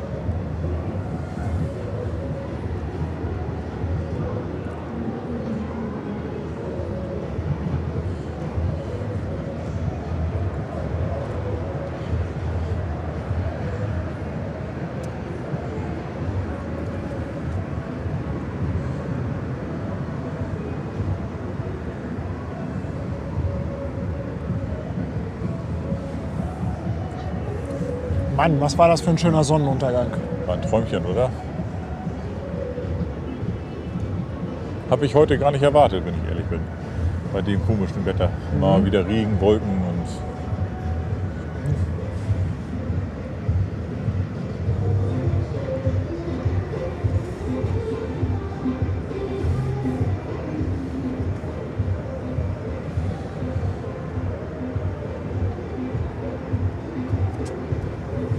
So, wo bleibt die Dampfpfeife?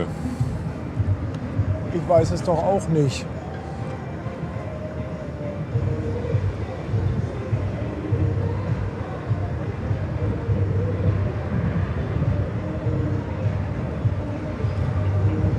Aber so langsam kommen die blauen Lichter. Die Rigmas hat auch schon die Lampen an.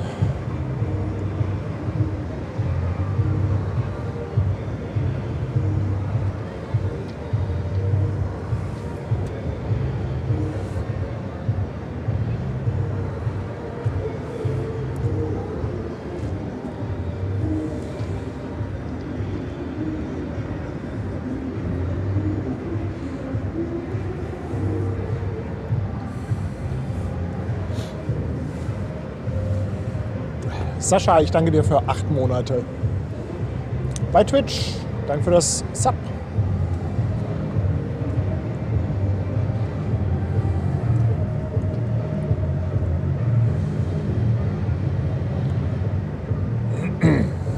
Jörg schreibt auch nochmal, was für wunderschöne Streams heute. Ja, den heute Morgen haben wir uns auch erarbeitet, kann man sagen. Das war ein Arbeitssieg. Ja, das war Ja. schon ein bisschen Work. Ja. Yvonne, heute Abend ist Feuerwerk. Also für alle, die jetzt später reingekommen sind, der Haupteck des Abends ist die Vasco, sag mal Vasco oder Vasco? Ihr wisst ja, mit Ich würde Aussprache Vasco habe ich es sagen. nicht Vasco da so. Gama. Die Vasco da Gama, ein portugiesischer Entdecker. Die wird gerade da im Hintergrund verholt. Die holen sie jetzt vor die Landungsbrücken.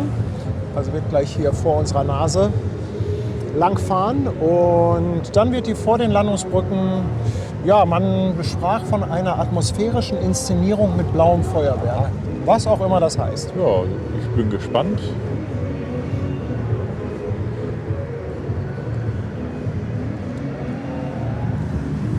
Aber da oben blitzt und blinkt es ja auch schon.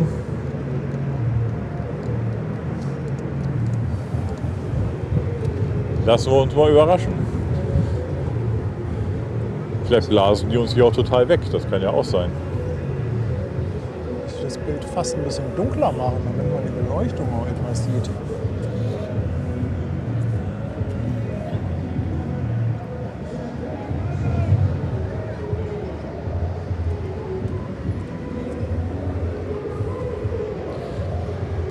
Ach, wir haben den Dancefloor direkt vor der Nase da unten. Ja. Aber es sind auch nur zwei eifrige Tänzer. Ja.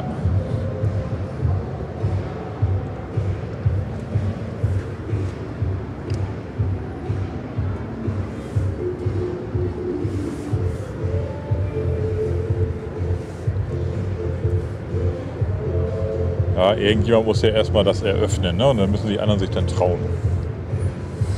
Du Ben, Nö, lass mal. wir haben Zeit. Also ich kann das von hier oben dokumentieren. Also ja, Hätte jemand bloß nichts gesagt.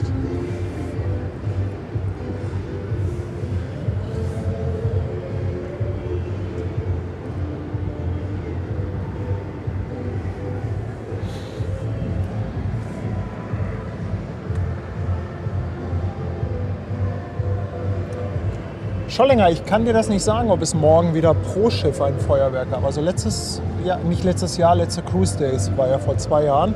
Da gab es tatsächlich bei jedem Schiff, was vorbeifuhr, ein eigenes kleines Feuerwerk, immer eine kurze Pause dazwischen. Also die Beschreibung klang jetzt nicht so, als wenn das wieder so gemacht wird. Aber lassen wir uns überraschen. Morgen wissen wir mehr. Guck mal, unser Kreativ-Andi ist ja auch da. Moin, Andi. Grüß dich. Moin. Grußmole ist auch seit 13 Monaten dabei. Vielen, vielen Dank. Er sagt, danke für die Streams und hoffe, Ben hat seine erste Kreuzfahrt genossen. Naja, Hat er. Sonntag gibt's mehr Infos dazu. Aus erster Hand. Aber ich glaube, so schlimm war es nicht. Das kann man schon mal vorweg sagen. Also ich fürchte, AIDA muss jetzt das Gym aufrüsten. Das hat Ben auseinandergenommen. Da war ich fleißig. Dazu kann ich dann am Sonntag auch was erzählen, also für alle, die gerne Sport machen. Erstmal die Gym-Kritik, das ehrliche Review. Taugt es oder taugt es nicht? So als Gymfluencer.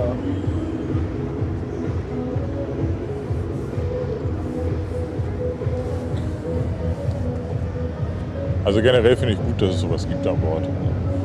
Schon nicht schlecht.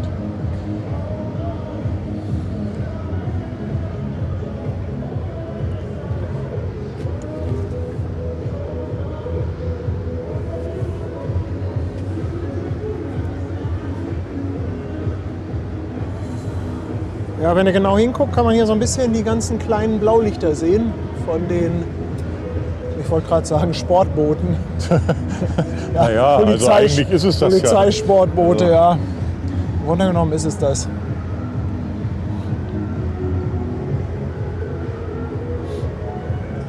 Ah, Wahnsinn. 3700 Zuschauer auf beiden Kanälen. Danke, ihr Lieben. Danke, Ja. danke auch nochmal echt. Danke nochmal für die 50.000 auf YouTube. Twitch überlegen wir uns dann irgendwann eine extra Challenge für Follower. Ja, schön, dass ihr da seid.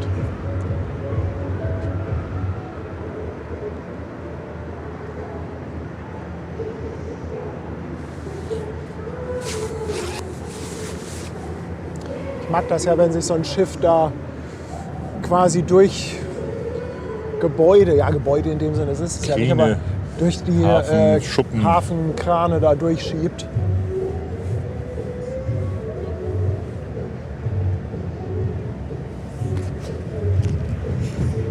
Oh, Michael Jackson spielt auch mit. So, ein bisschen Moonwalk jetzt hier. Also wenn wir Glück haben, dann nieselt es uns gleich nur ein bisschen an.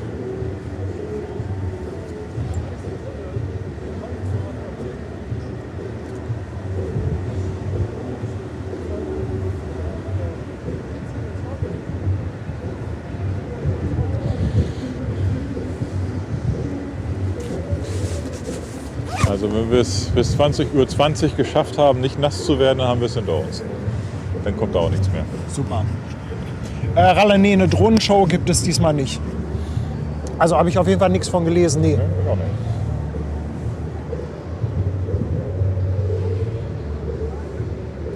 Oh, guck dir mal das Bild an.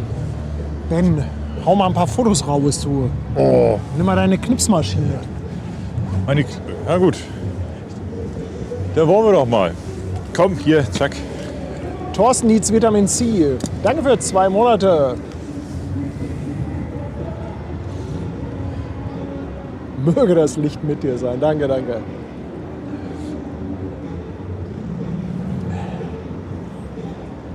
Ich muss es noch mal zeigen. Ich muss es noch mal zeigen. Wenn ihr jetzt abonniert, seht ihr, wie der Zähler hochgeht. Oder andersrum runter.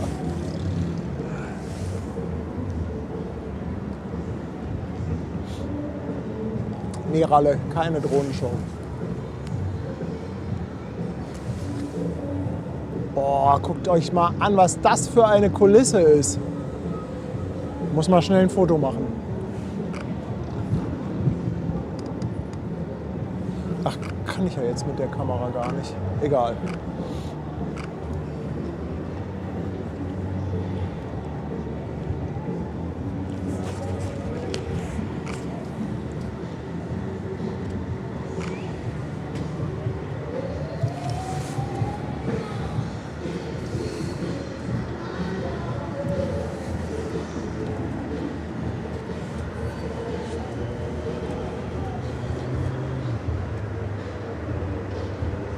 Ja, ich habe heute erstmal alle Urlaubsbilder fertig gemacht. Da können neue dazukommen jetzt.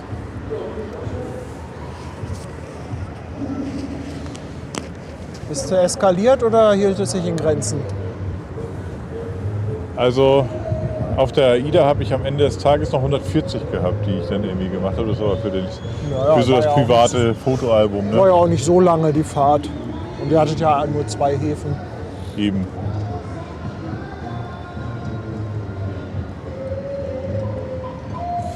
Löwencheck, es gab beim vorletzten Hafengeburtstag, glaube ich, war eine Drohnenshow. Oder war das Cruise? Nee, das war Hafengeburtstag. Der vorletzte. Sag mal, da hinten regnet das doch auch, oder? Im Hintergrund da ja. Da im Hintergrund? Bei Und da hinten regnet es auch. Also wir haben so eine richtige Front, die jetzt gerade an uns vorbeizieht hier. Die Betonung liegt auch vorbei. Ja, Betonung liegt auch vorbei. Also vielleicht kriegen wir ein bisschen Niesel und mehr sollte es eigentlich nicht sein. Ja, Schwester Hansen, Wahnsinnsausblick. Du bist morgen gerne eingeladen, hier mit uns zu stehen und das zu genießen, wenn du wieder fit bist. Für dich ist immer ein Plätzchen frei.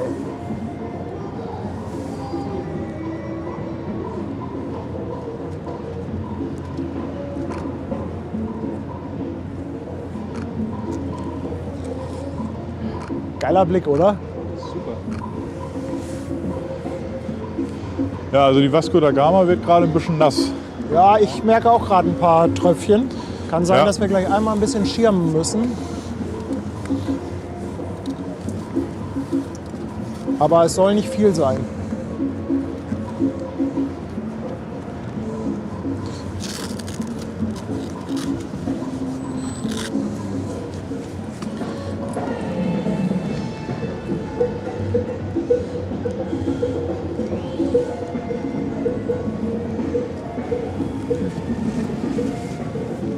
So, jetzt kommt aber schon Büschen.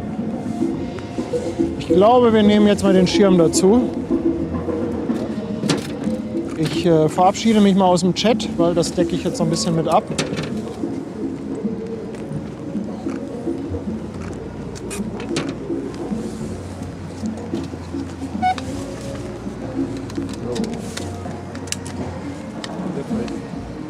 Hältst du, oder? Kann ich auch halten. Ja. Aber nicht so, dass es ein Bild ist. Nicht.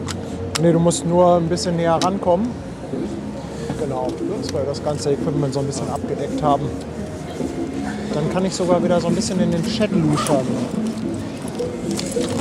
Guck, Ursi ist auch da. Ursi, ich hoffe, du hast eine gute Zeit in Hamburg. Da war der Wind wieder. Also Hamburg kann kein Regen ohne Wind.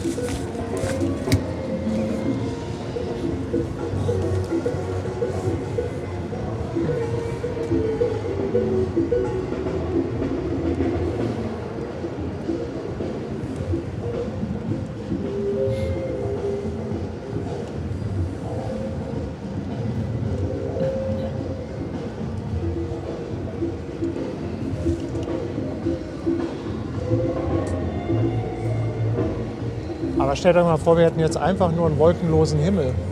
Auch langweilig, oder? Voll.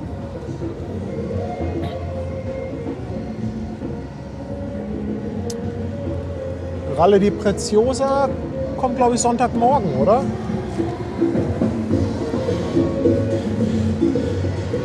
Ich glaube ja. Müsste mal schauen. Also die geht dann ja Sonntagabend raus. Zusammen mit der. Wer ist es denn? Ist es Norwegian Dawn. Genau.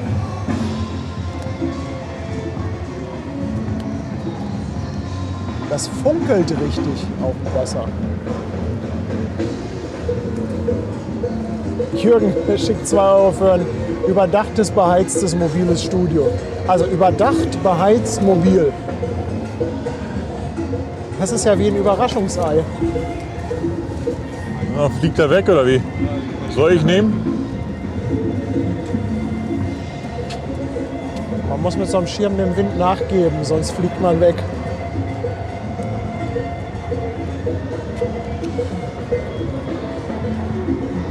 Jetzt bist du ein bisschen im Bild.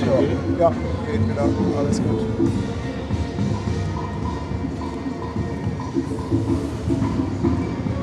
Kamera-Einsatz.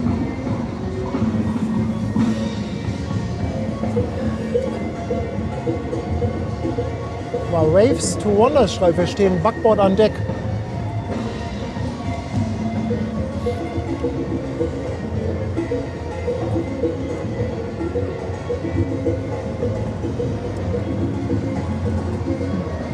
Weißt du noch, welche Schiffe morgen die Parade fahren? Aida Perla, Ja, dann haben wir die Vasco da Gamo. Mein Schiff 4, glaube ich. Ne? Ja, genau. Was ist das 4. Kreuzfahrtschiff? Also wir haben noch einen Flusskreuzfahrer dabei. Genau. Ich habe mir das alles auf den Zettel geschrieben. Machen wir morgen. Ja, Klären wir morgen.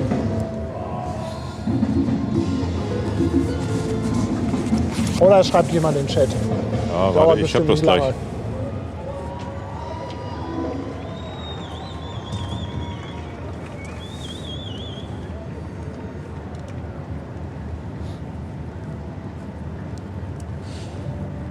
So, das ist die MSC Preziosa, Mein Schiff 4, Vasco da Gama, die MS Sanssouci, das ist das Flusskreuzfahrtschiff, und die Perla. Aber die Aufstellung habe ich nicht. Ach, dann ist die Welcher Preziosa morgen schon da, fährt die Parade mit. Okay. Ja. Ich glaube, der Regen ist schon weg, oder? Ein bisschen kriege ich noch ab. Halt auch mal die Hand raus. Geht? Mal hier einen Schritt zur Seite.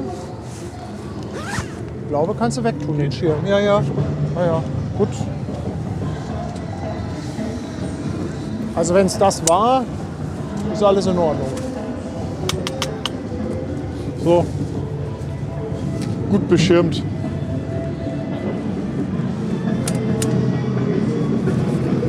Mike's Cooks, willkommen an Bord. Danke für deine Mitgliedschaft. Vielen, vielen Dank. Ja, und morgen geht es dann auch um 21 Uhr los mit der Parade. Hier ist jetzt erstmal eine Motorradparade.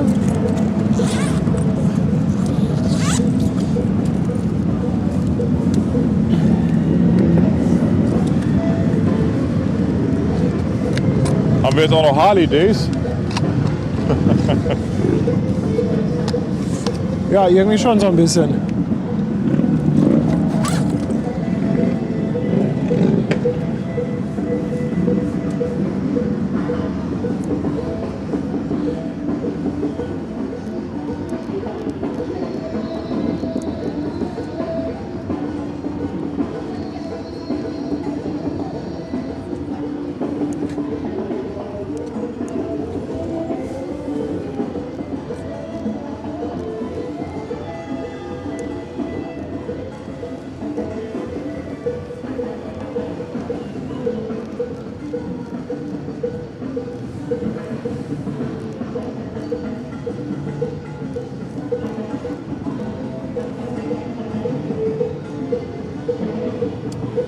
Ja, aber hier so richtig blau ist noch nicht. Also Elbphilharmonie ist auf jeden Fall noch nicht an. Das dauert noch ein bisschen. Dingsbums und Gedöns kommen. Danke, Andreas. Herzlichen Dank.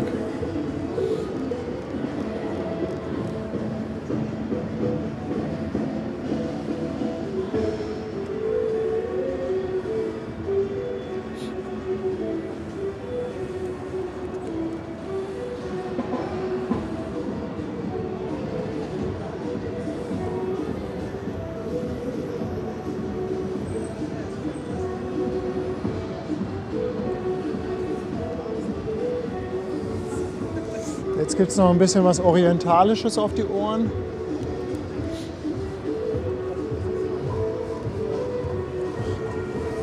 Guck mal, die haben richtig Eskorte. Vorne 3 Polizeiboote, hinten auch mindestens 3 oder 4.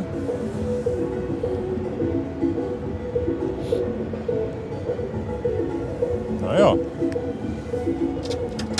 Dirk meldet sich live aus dem Hafenrestaurante. Dirk, moin mein Lieber, danke dir für auch schon 20 Monate.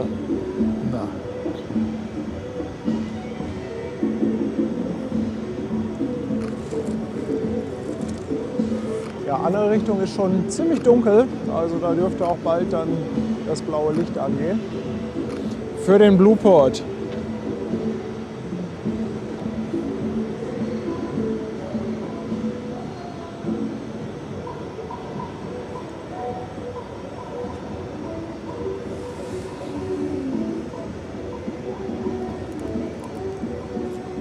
Mike, nach Dingsbums braucht man einen Fischeis, ja. Dankeschön. Und Brick Brian Berlin kommt rüber auf Twitch. 12 Raider, moin ihr Landratten. Herzlich willkommen im Hamburger Hafen. Schön, dass ihr da seid.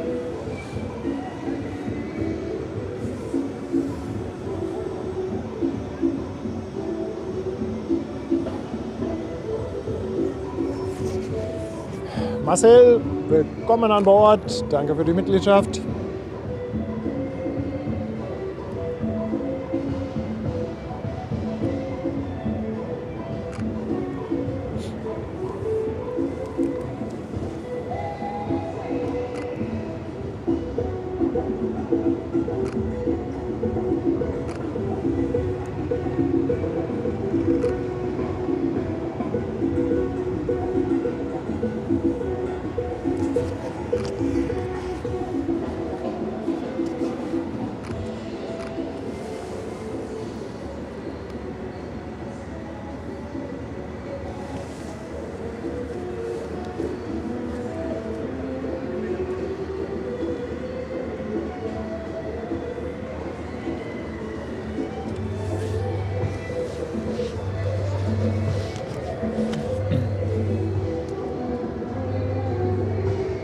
Also ich finde, das ist fast das Highlight, die Aufstellung. Ist doch cool, oder? Also es wird morgen auch toll. Ja, wenn die alle hintereinander stehen. Das ne? muss alles sortiert werden. Erstmal hier. Also morgen werden wir auch, denke ich mal, relativ zeitig starten. Ich schätze auch so 19 Uhr, je nachdem. Also wenn wir aufgebaut haben, machen wir die Kiste an morgen. Hauen wir einfach eine WhatsApp raus. Wenn ihr unseren WhatsApp-Kanal noch nicht kennt, da gibt es eine Nachricht. Sobald wir live gehen, weil wir das ja immer nicht so hundertprozentig timen können mit der Uhrzeit. Ja, WhatsApp ist praktisch. Ne? Weiß Bescheid, wenn es losgeht, Ja. schaltet es ein, bist sofort dabei.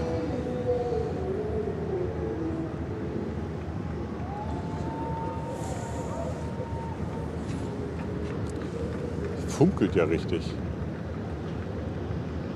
Vasco da Gama ist ein Funkelmariechen.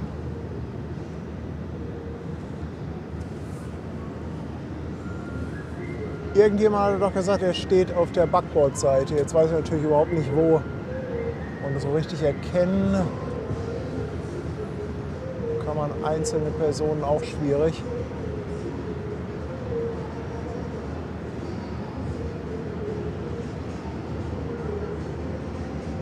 Ist natürlich auch toll, wenn man jetzt auf so einem Schiff ist.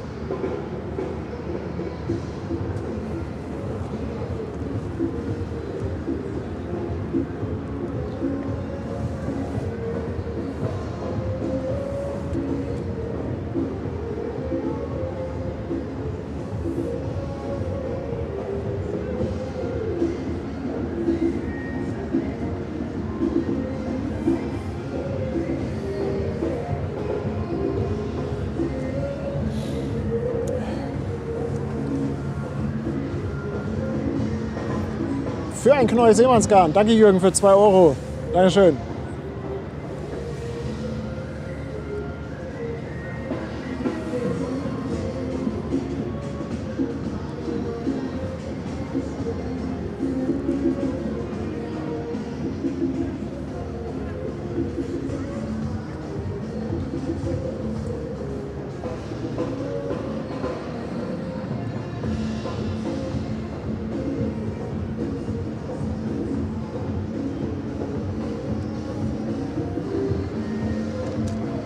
Die hat aber Lasershow an Bord, ne? Oder ist das dahinter? Wo Kommt das siehst- vom Schiff? Nee, das ist da ganz hinten irgendwo, oder? Ist das auf dem Schiff? Nee, das ist... Kann ich dir gar nicht sagen. Nee, das Doch, fährt mit. Das ist auf dem Schiff. Das ist auf dem Schiff. Vorne ist Oha, das, die ne? haben vorne eine Lasershow mit drauf. Cool. Ist das Laser oder Strahl? Ne, könnte Laser sein, ne? Man sieht es so ganz leicht. Vorne am Vormast. Über uns tanzen auch die Lichter in den Wolken.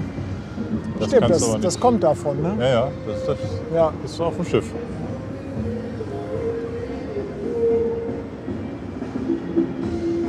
Aber der Blick in die andere Richtung, Junge, Junge.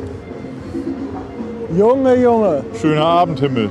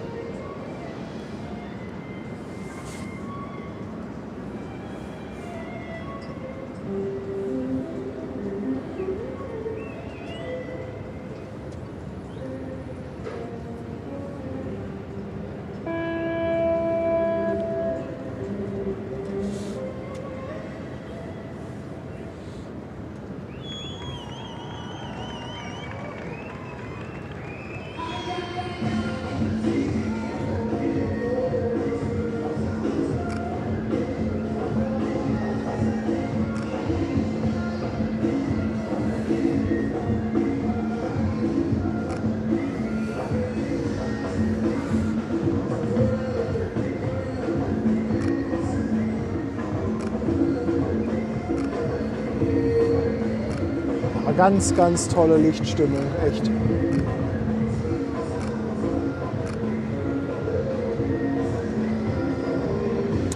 Beatrix, du musst unseren WhatsApp-Kanal abonnieren. Und da ist so eine Glocke, die musst du dann auch einmal einschalten und dann kriegst du eine WhatsApp-Nachricht, sobald wir live gehen.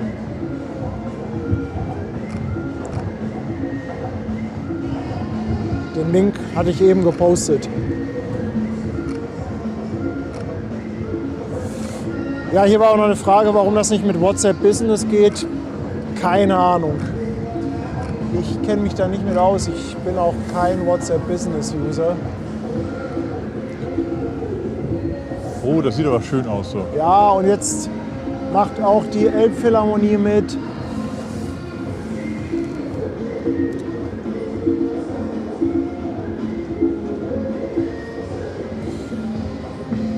Nur das Riesenrad ist wieder ein bisschen hell. Das war letztes Mal leider auch schon so.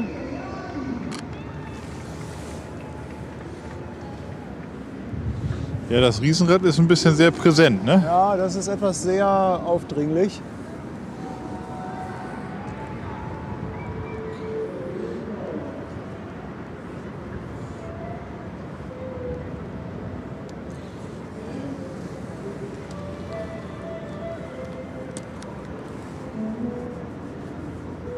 Ja, die Schiffe morgen fahren alle gemeinsam.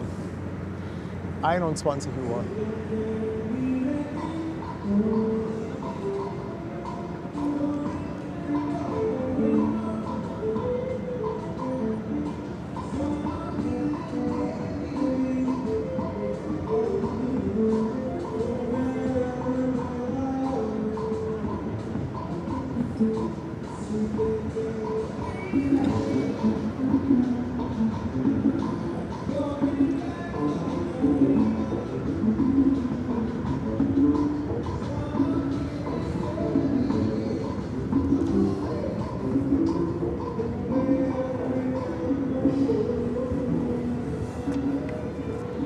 Ach, ist das schön.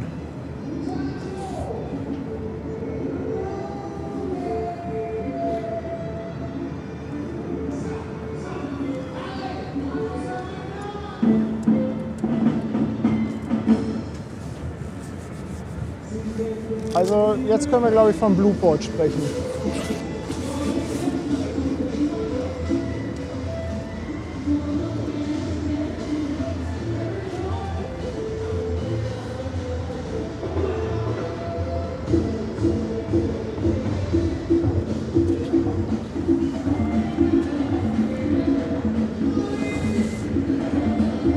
Anja, auch schon 23 Monate dabei. Dankeschön.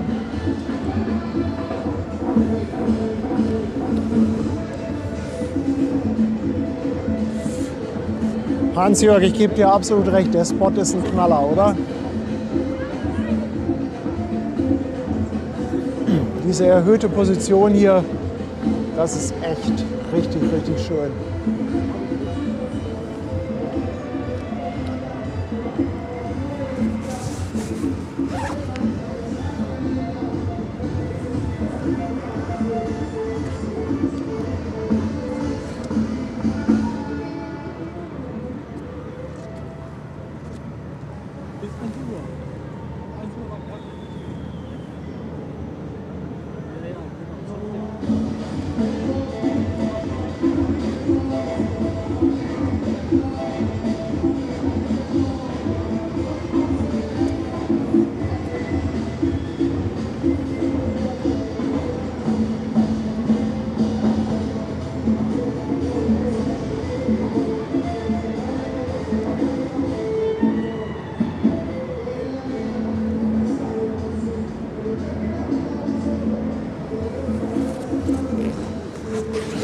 Aber wenn Sie die jetzt vorne an der Elbphilharmonie drehen, das sieht ja auch nochmal richtig schön Ja, aus. sieht richtig schön aus. Sag mal, lieber Chat, hattet ihr mal geguckt, ob irgendwie bei Rock Antenne, ob da ein Livestream läuft oder eventuell sogar auf dem YouTube-Kanal von den Hamburg Cruise Days? Ich glaube, die streamen auch was. Da gibt es noch ein bisschen redaktionelles Programm. Sonntag bin ich da im Livestream zu Gast.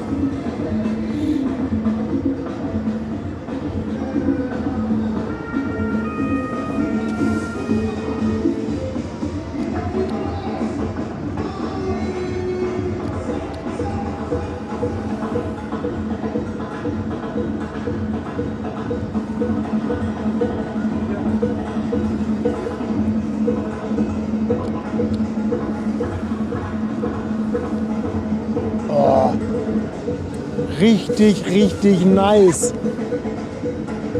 Also du kannst ja hier in jede Richtung gucken, das sieht echt Ja, geil aus. also in alle Richtungen. Ich muss auch noch mal in die andere Richtung schwenken. Das sieht auch so schön aus.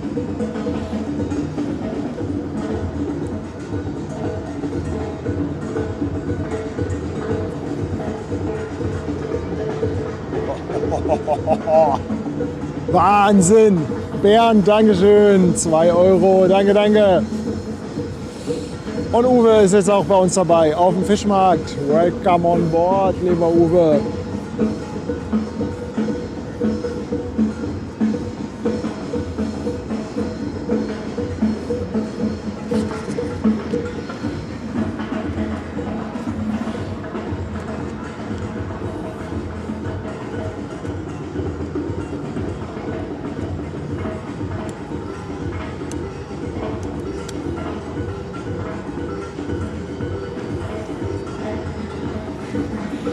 Oh, hier wird nach meinem Tipp HSV gegen Bayern gefragt. Was? HSV gegen Bayern? Ja, nach meinem Tipp wird gefragt. Ja, ich kann natürlich nicht anders tippen als ein 3:1 für den HSV. Jetzt dürft ihr gerne einmal alle lachen, aber dann ist auch Schluss. Nur einmal.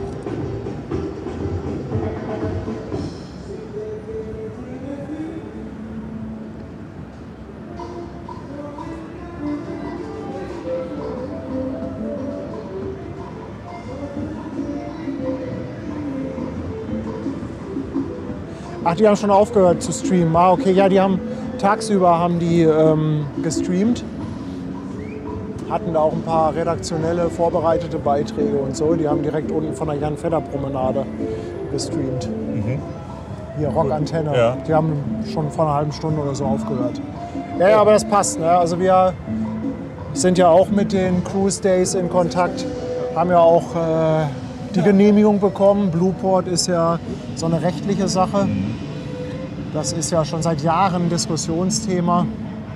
Aber wir haben auf jeden Fall da das Go und das Okay. Und mal sehen. Also bei den nächsten Cruise Days wird es vielleicht noch ein bisschen offizieller. Ja, ist doch schön. Wäre schön. Würde mich freuen. Wer weiß. Wir haben gesagt, wir machen das jetzt mal als Test. Und dann gucken wir mal.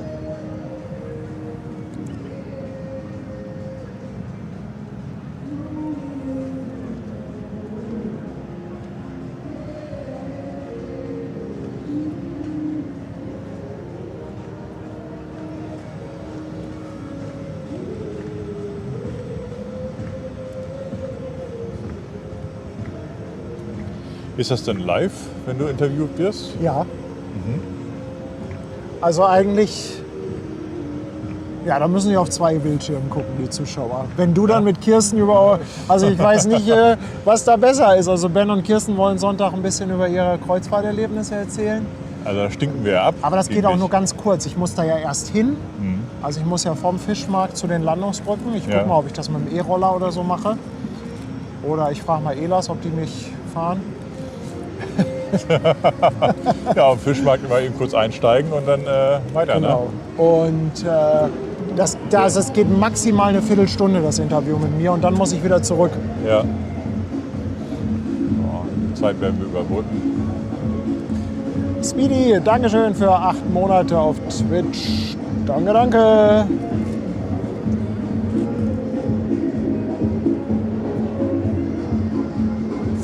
Ja, die wird jetzt da hinten am Drehkreis vorm Oswaldkai gedreht. Und ist ja auch schon 20:30 Uhr, also bis die gedreht hat und zurückkommt. Ja, ist soweit. Ja.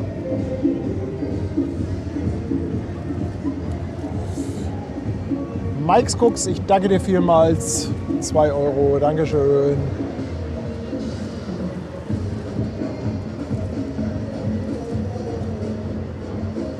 Also ich glaube, Rockantenne streamt auf dem offiziellen YouTube-Kanal von den Hamburg Cruise Days. Also Schaut mal auf YouTube nach Hamburg Cruise Days. Da ist auch nicht viel drauf. Sonst gibt es da auch nicht viel. Da müsst ihr mal gucken. Also da müsste das Interview dann laufen.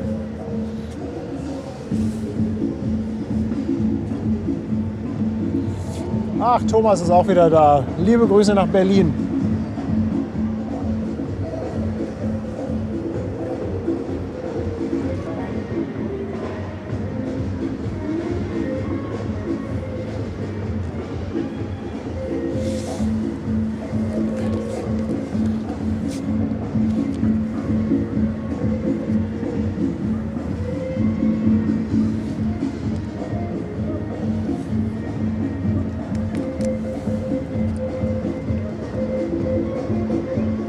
Vasco da Gama ist in Drehung. Ach, die sind. Da ist schon Man kann Bewegung von hier drin. schwer einschätzen, wo die genau drehen.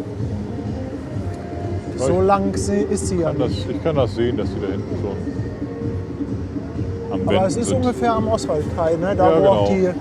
wo auch die Autofrachter immer drehen. Ja.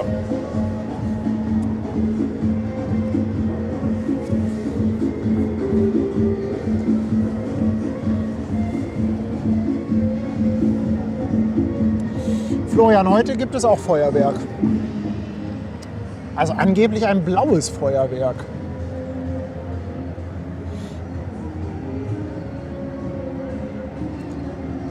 Mrs. DN, natürlich darfst du mich anquatschen, wenn du mich in Hamburg siehst. Klar. Aber während der Cruise Days ist es schwierig, weil hier oben kann man uns nicht besuchen. Aber ansonsten klar. Also wo es immer schlecht ist, ist, wenn ich gerade aufbaue. Wenn ich Stream aufbaue, dann bin ich geistig immer... Ja, dann brauche ich so meine Ja, ja. Ruhe. Also weil das oft, dass da mal Leute vorbeikommen und dann bin ich ein bisschen abwesend. Ja, gut, Also da aber warne ich euch vor. man muss ja auch seine Routinen so ein bisschen haben, damit das alles funktioniert. Damit Ja, die ja. Stecker dahin gehen, wo sie hingehören. Ne? Aber wenn dann aufgebaut ist, ist ja meistens noch 15, 20 Minuten, bis der Stream startet.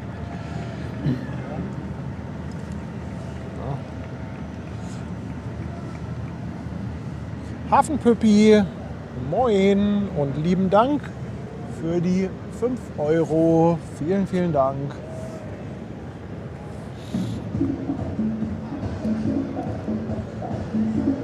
Real John, bester Platz morgen. Ja, hier Landungsbrücken. Ne?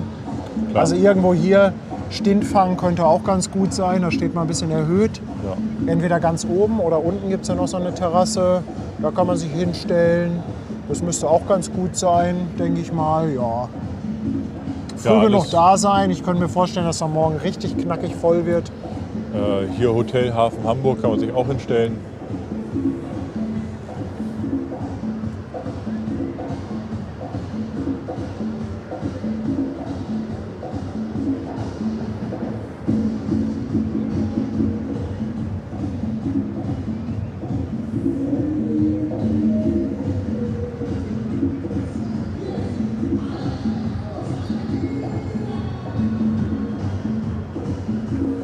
So, nun sind die Tanzwütigen noch alle da. Geht los da unten.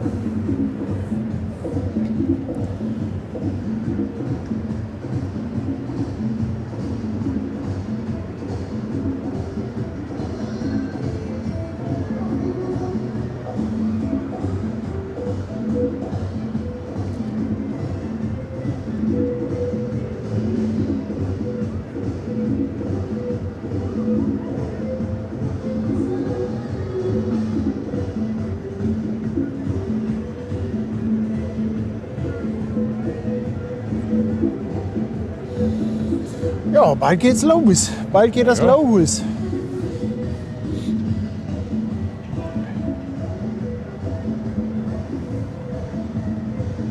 Alles wartet auf die Funkelmariechen. Ja. Auf das Funkelmariechen. Ja, Dirk schreibt, er ist satt. Du, herzlichen Glückwunsch. Sehr gut.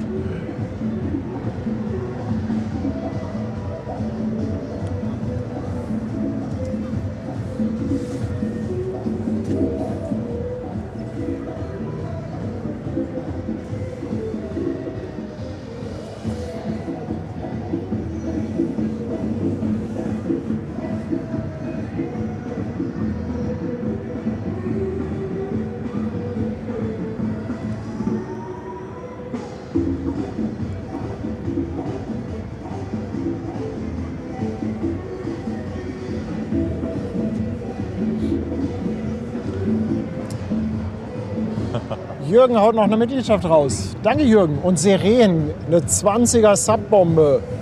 Mensch, danke, danke, danke. Dankeschön.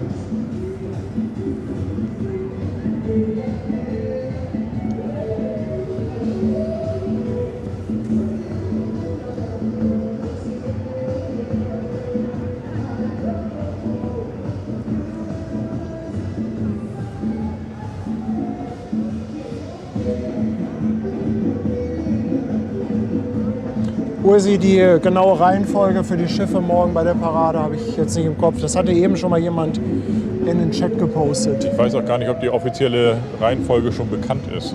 Doch, ich glaube ja. Ja, mittlerweile schon. Naja. Wahrscheinlich in der Reihenfolge der Sponsorengelder. Ja, wer mehr bezahlt, ist weiter vorne. Wer weiß.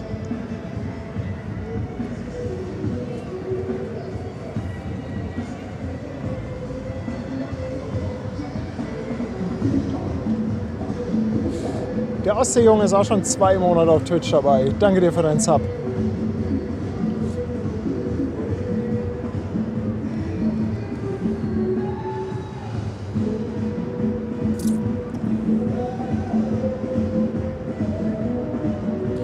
Oh, Vasco hat schon mal den Halbkreis geschafft. Ja.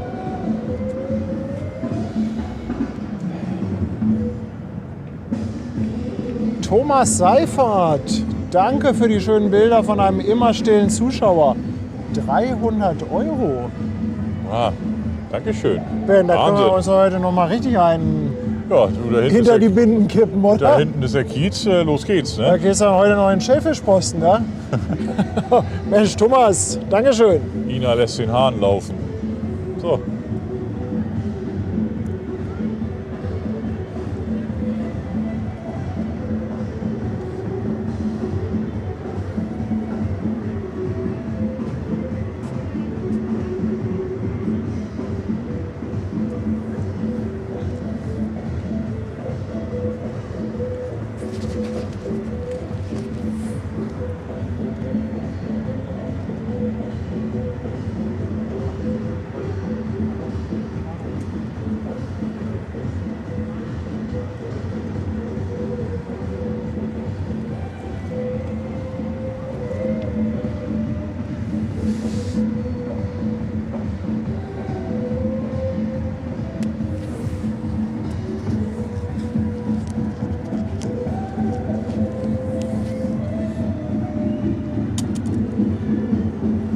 Nee, Katrin, der Schellfischposten ist nicht so teuer, aber Ben kann ordentlich trinken.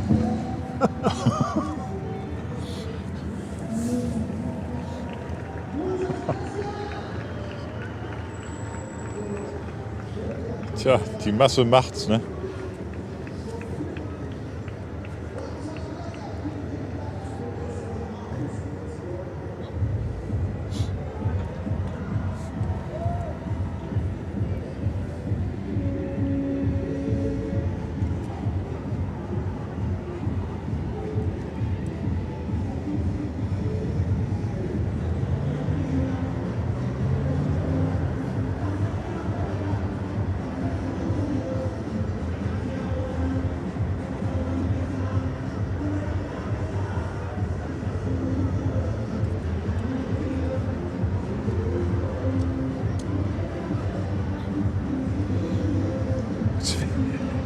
Schwester Hansen schreit gleich, wir sollen auf sie warten. Sie will mit dem Schellfischposten.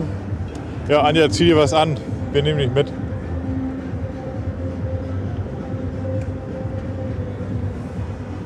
Kirsten weiß auch, wo es ist. Und dann besuchen wir Ina mal.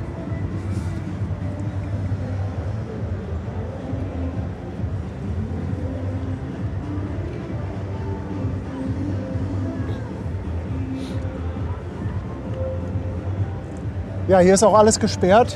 Also Ja. da hinten Abvorhafen, da hat die Polizei alles abgesperrt. Man merkt auch, dass deutlich weniger los ist. Fähren fahren jetzt auch nicht mehr. Die Hadak hatte noch mal einen Post gemacht, auch auf Instagram. Dass, Ja, Landungsbrücken wird ja nicht angesteuert, ne? nee, also glaub, Fischmarkt ist 2, Ende dann, ne? genau, 2 Stunden lang ist, glaube ich, kein Fährverkehr. Mhm.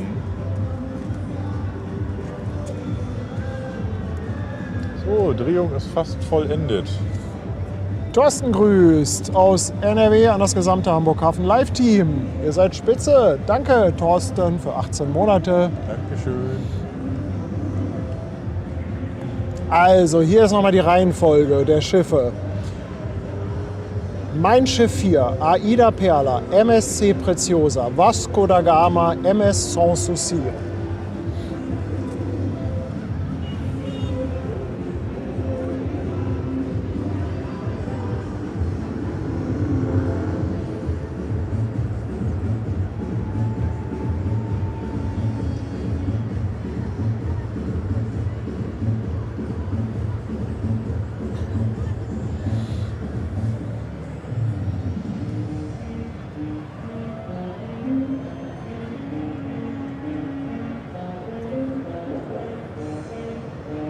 Nilsi hat noch mal eine Info, Vasco da Gama kommt Höhe Landungsbrücken und Feuerwerk wird dann beim Musical abgeschossen. Genau, das wird ja immer da hinten auf der Ecke abgeschossen. Also wir stehen natürlich ein bisschen schräg, wir sehen das Feuerwerk dann nicht direkt hinter der Vasco da Gama, aber wir kriegen auf jeden Fall beides sehr gut drauf und haben diese schön erhöhte Position. Wird trotzdem schön. Oh, Helikopter haben wir auch.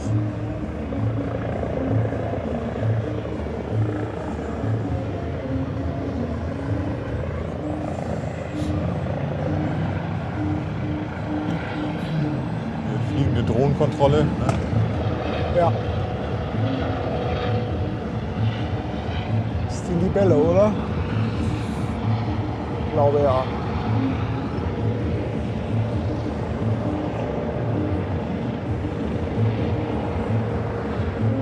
Ankerbengel, guten Abend. Partyband und Community auf ein schönes Feuerwerk.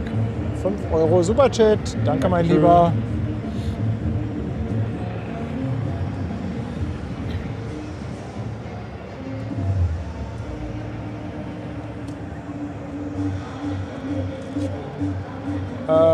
Banine, 21 Uhr geht es offiziell los. Ja, Also, wie gesagt, in Hamburg dauert das auch gerne mal ein bisschen länger. um und bei 21 Uhr. Ne? Ja. Aber ich denke, ja, die hat jetzt gedreht, wird jetzt gleich wieder langsam vorfahren. Und dann kann es losgehen. Ne?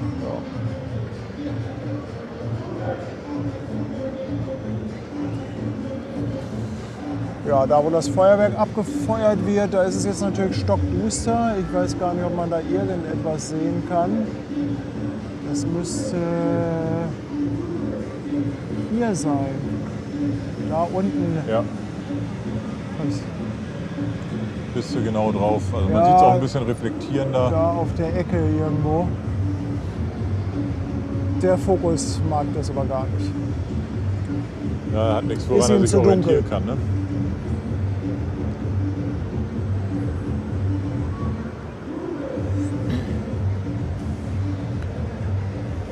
Lutz verschenkt noch eine Mitgliedschaft. Vielen Dank. Und es kommen liebe Grüße aus Nürnberg von Brigitte und Thomas. Danke für die 5 Euro. Ja, direkt neben dem Schellfischposten ist die Haifischbar. Ganz genau.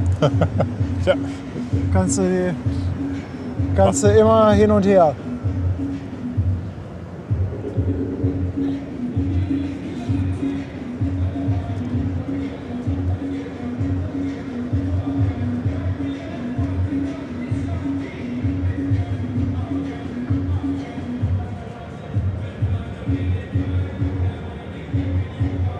ja, Hafenstraße scheint aber auch immer bis früh morgens noch richtig Remi-Demi zu sein. Also als ich da heute Morgen lang gefahren bin, da waren die da immer noch in Gange. Stefan sagt, die Laserstrahlen am Vormast sieht er zu wenig. Also ganz ehrlich, die siehst du hier mit dem bloßen Auge auch kaum. Ja. Ja, also wenn du ranzoomst, ein Laser braucht ja immer irgendwas, wo er reflektiert. Also für einen Laser wäre es ja eigentlich ganz gut, Ein bisschen diesig. wenn es ein bisschen diesig ist. Ja. Aber du, mit bloßem Auge sehen wir die gar nicht. Das kann natürlich am Winkel liegen. Also wenn du jetzt da unten irgendwo stehst und sagst, mit bloßem Auge siehst du die besser, Wenn du näher dran bist, kann das durchaus sein. Ne? Man kann natürlich die Kamera jetzt etwas heller machen. Dann sieht man auch etwas mehr, aber dann wird das Schiff halt sehr hell. Aber ich kann dir eins sagen, das menschliche Auge sieht deutlich mehr als jede Kamera auf diesem Planeten.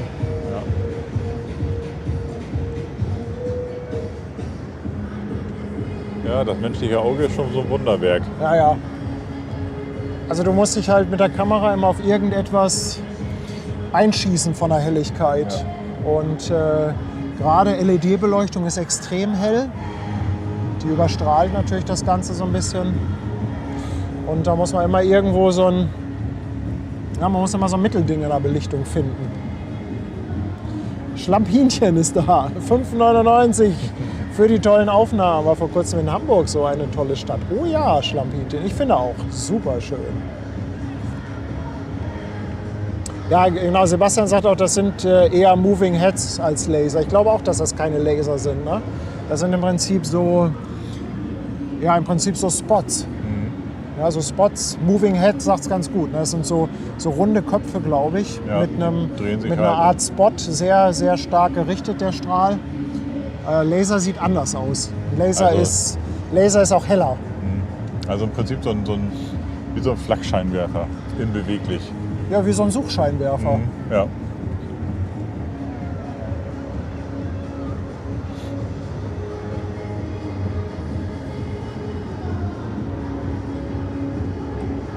Die Gute, die dreht aber sehr langsam, ne? Ja, wahrscheinlich haben die gesagt, wir fahren früh genug los, damit das zeitlich alles passt.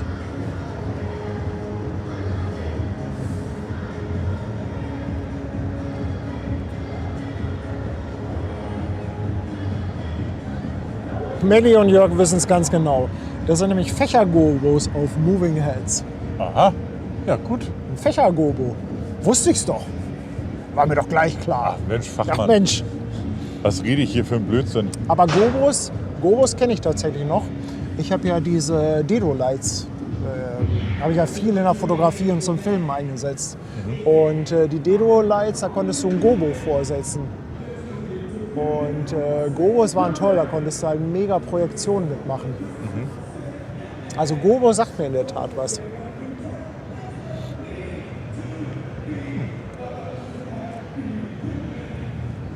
Dedo-Lights. Da haben wir mal Fotos gemacht und einen Clip gedreht mit Patrick Bach, der hat sie dann umgetauft in Dildo-Lights. Warum wundert mich das nicht? Ja.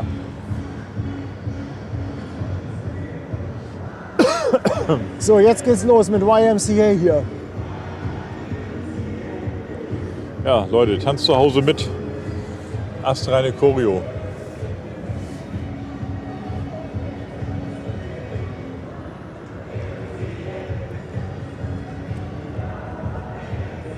Ja, meine kleine Regieanweisung an Tanja. Meinst du, wir wollen noch mal eine WhatsApp rausschicken, bevor das mit der Show losgeht? Wollen wir noch mal ein paar Leute aktivieren oder sagen wir, wer jetzt nicht an Bord ist, der hat Pech gehabt. Der soll nachträglich gucken. Entscheide du. Tanja ist die Chefin in der Regie.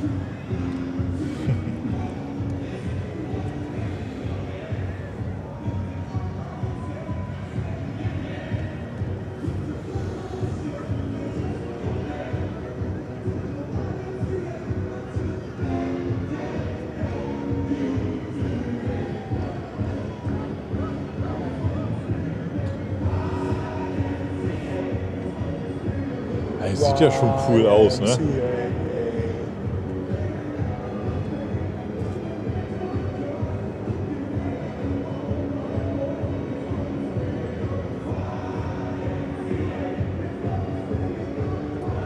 Es ist auch langsam etwas voller geworden an den Landungsbrücken. Aber ich glaube, es geht noch. Also wirklich voll wird es, glaube ich, erst morgen.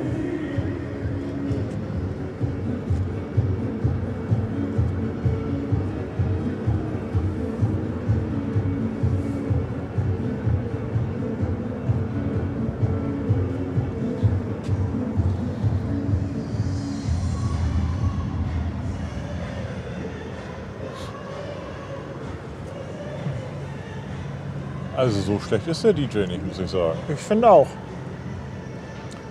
Nachträglich gucken geht, aber es kann natürlich sein, dass da an der einen oder anderen Stelle dann die Mucke raus muss wegen Urheberrecht. Das kann sein, dass das ein bisschen zerstückelt wird. Aber ich glaube, da wird es wieder so irgendwie 15 bis 20 Urheberrechtsmeldungen geben. Der ganze Stream auf stumm. Aber mittlerweile juckt mich das nicht mehr. Ist halt so. Wer live dabei ist, kann es live sehen. Ja. Wer nachträglich guckt, ist bei den Sachen halt. Tanja, ich würde sagen kurz vor 9, oder? Also ich glaube nicht, dass es Punkt 9 schon losgeht. Ich würde irgendwie so gegen 9 Uhr nochmal eine WhatsApp schicken. Nee, Sebastian, wer da auflegt, kann ich dir nicht sagen.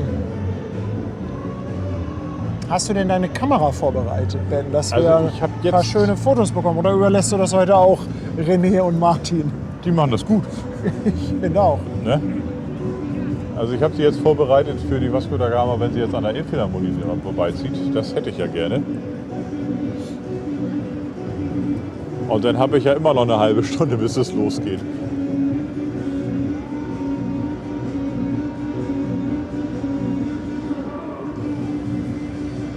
Ah, die macht Laune, die Musik. Ja, ja, ist cool. Die Tanzfläche ist auch voll. Also wenn da einer nicht mehr tanzen kann, der wird durch die Menge getragen. Also da fällt keiner um.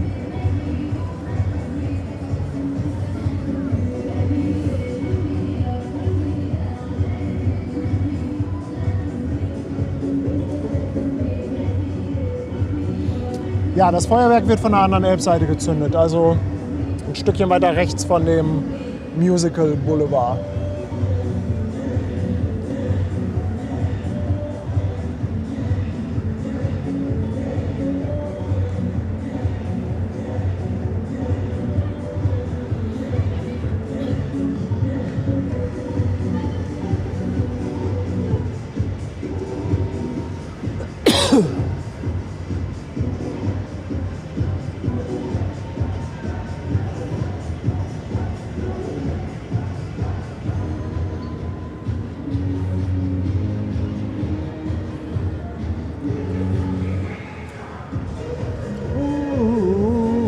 Richtig cool. Also, Das ist richtig geil. Stimmung. Also wenn jetzt die Mädels hier wären, dann wird auch noch ordentlich getanzt werden. Ja.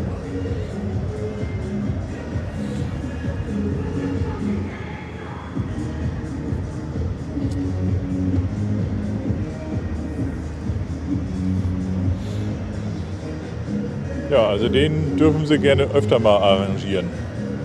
Der macht das gut. Ja, die 50.000 hatten wir vorhin schon zu Beginn des Streams.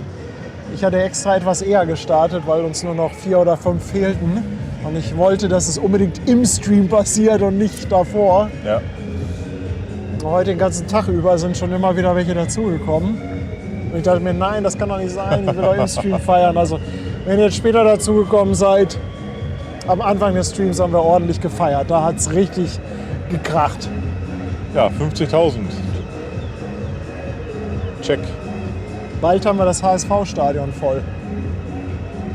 Was passt da? Ich glaube 58.000 oder so. Oder 56. Community-Treffen. Ne? Community-Treffen, ja.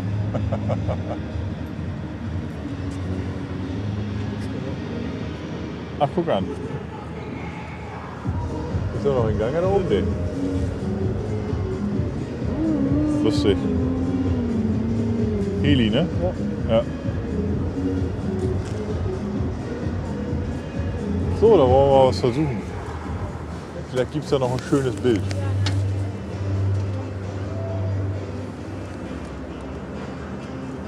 I got a feeling. Wer ist das? Black Eyed Peas, oder?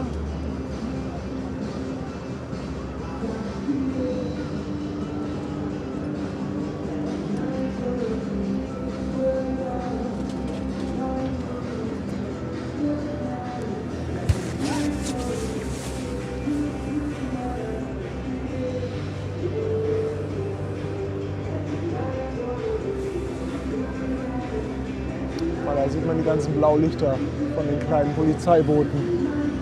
Die haben auch alles rausgeholt, was schwimmt.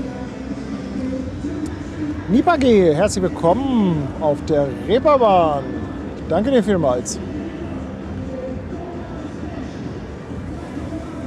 Ach, 57.000 passen ins HSV-Stadion. Ja, da passen wir.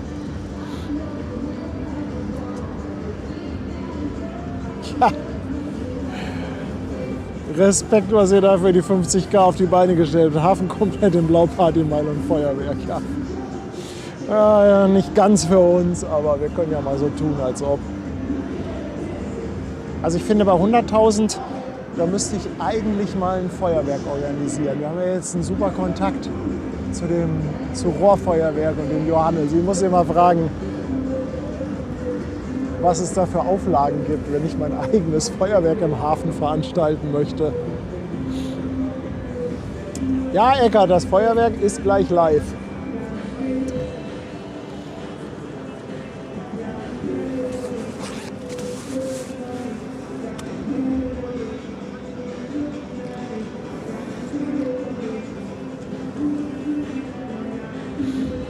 Sebastian, du hast natürlich recht, Twitch dürfen wir nicht vergessen, auch nochmal 26.000 ungefähr. Aber für Twitch überlegen wir uns mal eine extra kleine Challenge.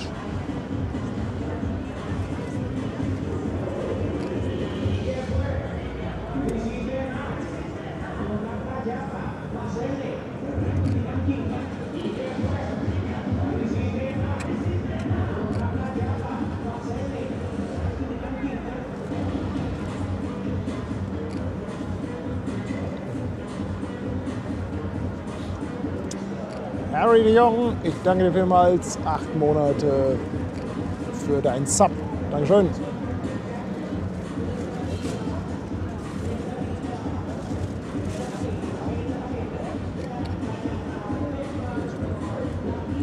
Tanja hat nochmal eine WhatsApp rausgeschickt. Ja, vielleicht können wir noch ein paar aktivieren, die sagen, ich gucke mir nur das Highlight an. In wenigen Minuten müsste es eigentlich losgehen.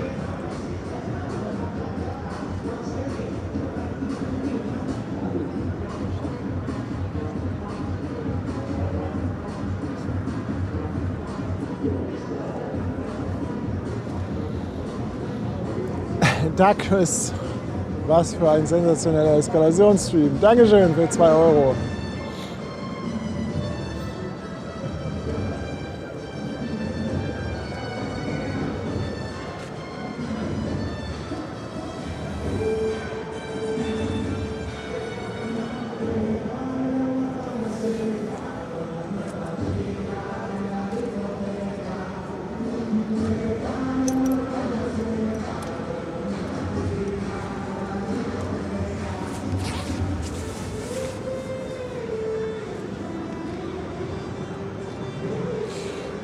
Sabrina, die Europa geht heute, glaube ich, um 22:30 Uhr. Steht die, glaube ich, im Plan. Also wahrscheinlich, wenn hier alles durch ist.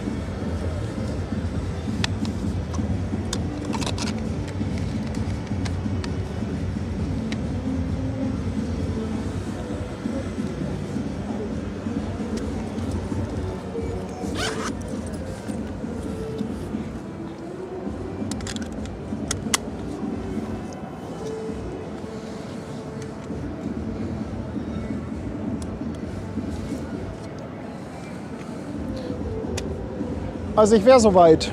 Und du? Könnt losgehen, ne? Könnt losgehen. Finde ich auch.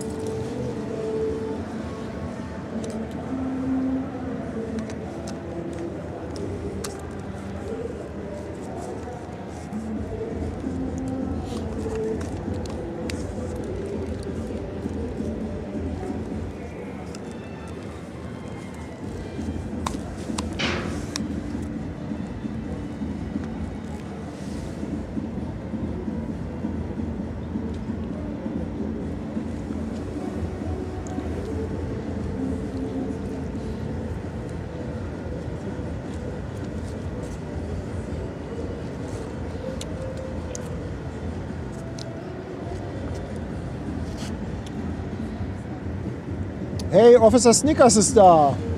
Moin! Moin. Grüß dich! Gestern hatten wir wieder Besuch von den überaus freundlichen und netten Kollegen der Wasserschutzpolizei. War wirklich sehr nett. Die haben wieder jemanden gesucht, der ein bisschen Kamikaze geflogen ist. Aha. Ich war es nicht. Ich war es nicht, aber wir haben mal Papiere ausgetauscht. Das schadet ja nichts.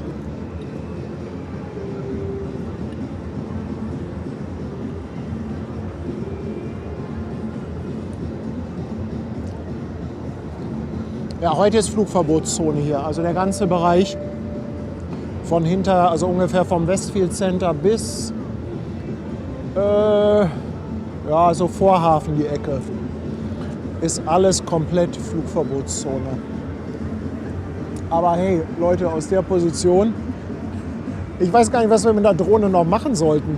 Ja, könnte es ein Stück nach vorne fliegen, aber ansonsten, also so einen Riesenvorteil hätten wir da auch nicht. Also der Standpunkt ist eigentlich schon ebenbürtig mit einer Drohne, ne? Also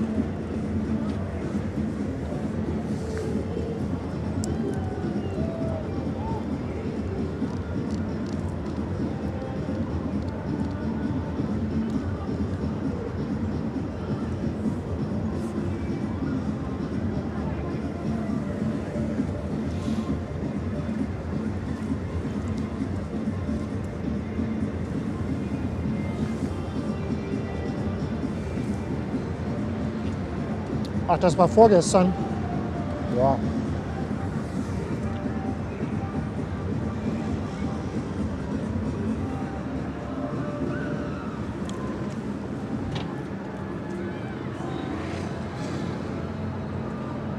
So, langsam ist die Vasco da Gama an ihrem Ziel angekommen.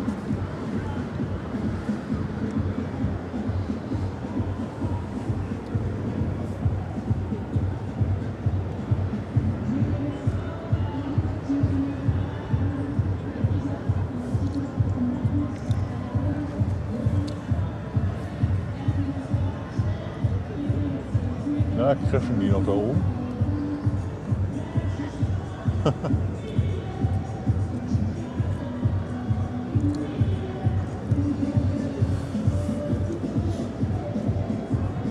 Ja, es gibt ein paar Drohnen, die sind ja offiziell angemeldet für die Veranstaltung. Die starten auch da hinten beim Musical. Die küssen sich da oben gleich. Also Ja. für uns sah es gerade eng aus. Ich hoffe, es war nicht so eng.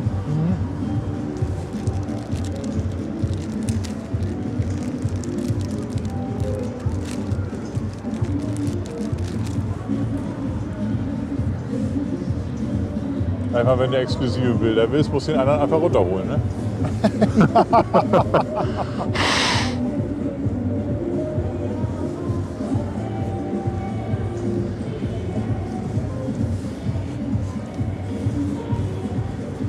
Oh, wir kriegen Drohnentanz da oben. Andi, der Sattelschlepper, meint, der Feuerwerker kommt mit der Deutschen Bahn. Es dauert noch.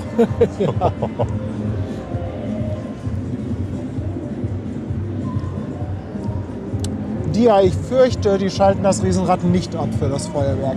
Nee. Haben sie letztes Mal leider auch nicht gemacht. Boah, Alter, ey, das blitzt aber schön in den Augen. Ja, das ist so der einzige kleine Wermutstropfen hier.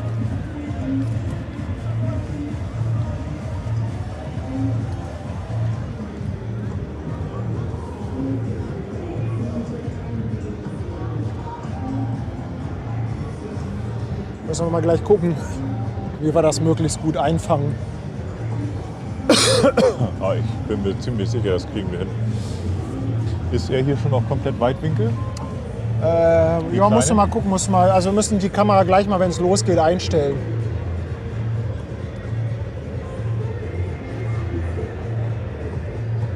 Aber guck mal, da geht doch noch was.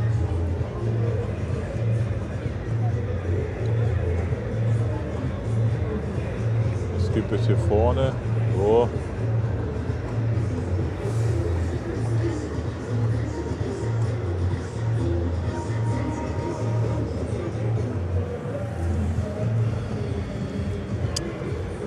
Officer Snickers, komm gerne mal vorbei, wenn wir am Boomender Ufer sind.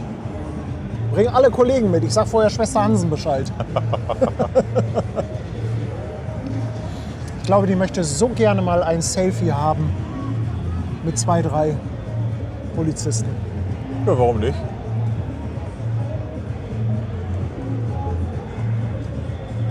Die sind doch nett, das machen die doch bestimmt. Ja.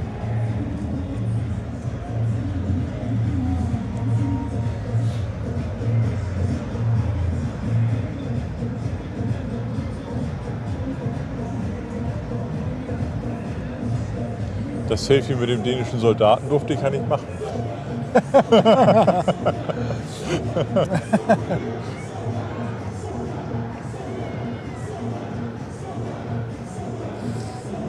Ja, ich glaube, die Vasco da Gama ist weitestgehend in Position. Feuerwerk ist natürlich noch ein Stückchen weiter rechts.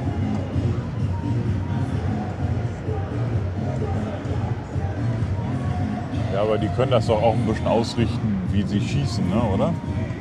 Du bist doch jetzt im Feuerwerker-Game ein bisschen drin.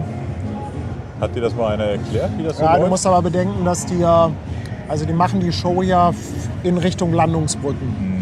Also das heißt, vom Winkel her stehen wir eigentlich ein bisschen Falsch. sehr schräg. Ja. Ja.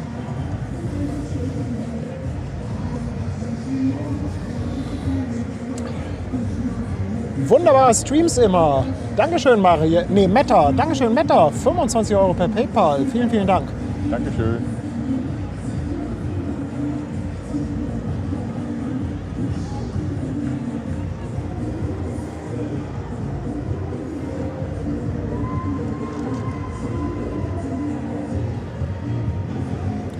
Wir können das ja, wir machen das ganz einfach. Ja. Ich gehe hier so mit dem Finger rein. Hier so mit Und 2 nehmen die Fingern. einfach raus, ne? Und, ne? Und schon ist das Riesenrad weg.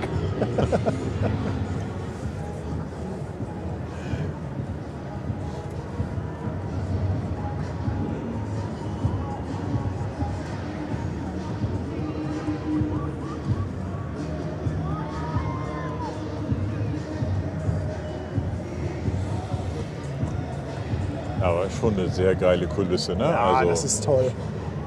Und das Riesenrad gehört dazu. Ende aus. Es ist so. Weißt du noch, in Warnemünde haben sie gesagt, bei irgendeiner Show hatten sie gesagt, wäre schön, wenn das Riesenrad mit im Bild wäre. Aha, Ja, da Ja. war doch auch diese Lichtshow.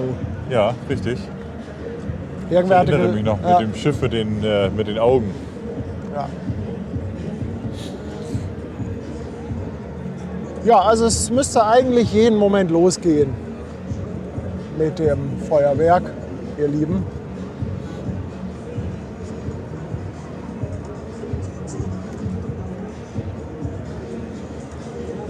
Ja, mal gucken, wie hoch sie schießen. In meiner Schiff haben wir ja jetzt auch genug gezeigt, dann können wir uns ja auch aufs Feuerwerk konzentrieren. Ja.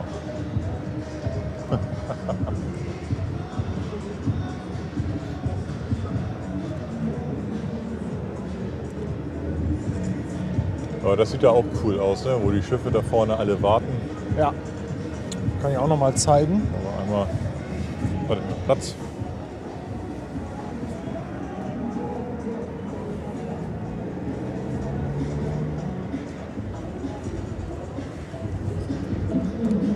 Doch klasse, oder? Ja. Das war beim Hafengeburtstag so krass, da waren ja, Da stand alles voll. das war ja hunderte Schiffe. Ja.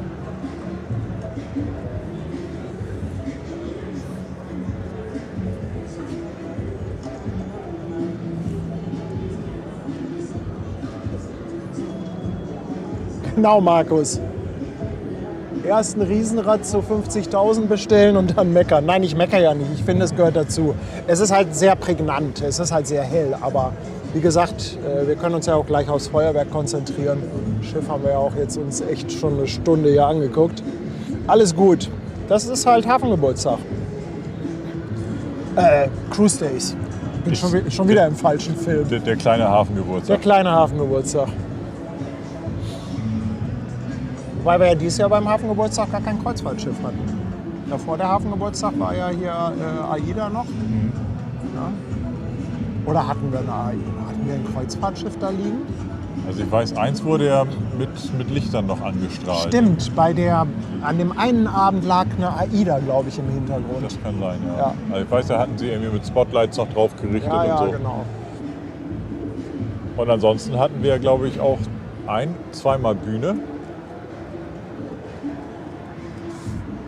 Also ich sehe mindestens 6 Drohnen in der Ja, ich Luft. habe auch schon gezählt. Da pesen auch im Hintergrund noch welche rum. Ja, So, die kleinen Verpisser, ich muss hier weg. das kann natürlich sein, dass die alle weiter wegfliegen, weil die Flugverbotszone die geht ja noch ein Stück mit ins Ufer rein, aber die ist ja hauptsächlich über dem Wasser. Ja. Wenn die jetzt weit genug hinten fliegen, Ja. kann das sein, dass die da safe Irgendwie sind. auch, ne? Klar. Aber ist schon lustig, was alles so am Himmel dann rumtanzt. Ne? Also es geh mal- hätte sogar sein können, wenn wir hier gestartet wären und nicht Richtung Wasser geflogen, dass es auch noch außerhalb der Flugverbotszone ist. Ja, also die Bernhard-Nock-Straße ist raus. Ja, also wenn wir nur hochgegangen wären, dann hätte das vielleicht noch geklappt. Aber hey, wir stehen hier so gut. Eben. Ich will auch keinem unterstellen, dass er da irgendwo jetzt verboten fliegt oder so. Also Nein, die das werden macht, schon alle das wissen, macht was keiner. sie tun. Das Also, macht keiner.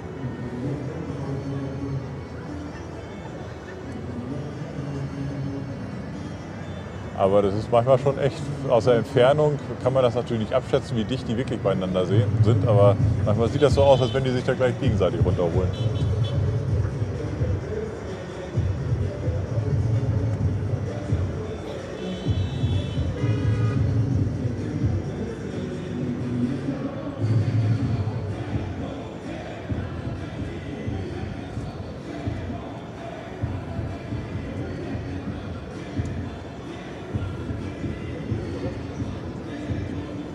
Ja, ich glaube, Vasco da Gama hat ihre finale Position erreicht. Die bewegt sich nicht mehr. Nee.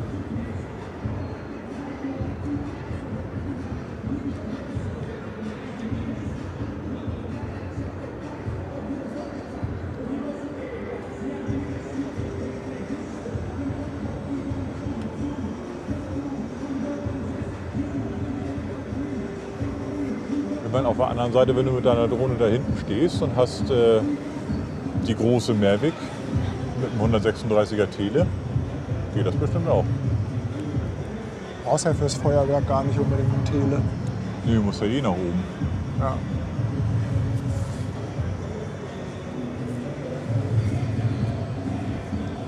Nee, Sonntag gibt es kein Feuerwerk. Heute gibt es Feuerwerk und morgen.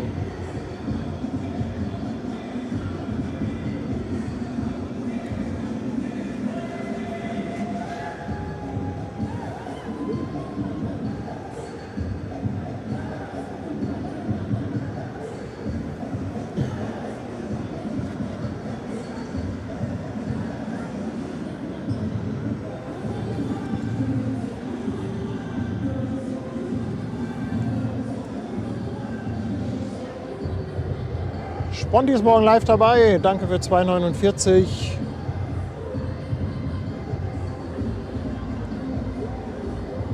Ist immer das Gleiche hier in Hamburg. Immer zu spät. Man wartet und wartet. Ja.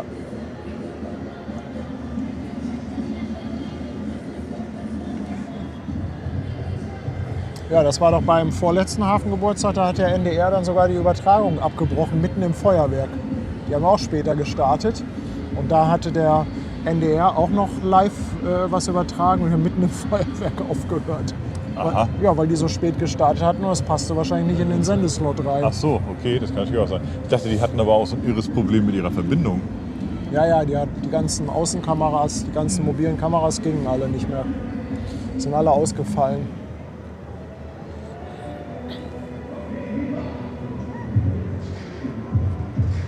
Ich kann da jetzt auch nichts für, aber ich freue mich, mit euch gemeinsam hier zu warten.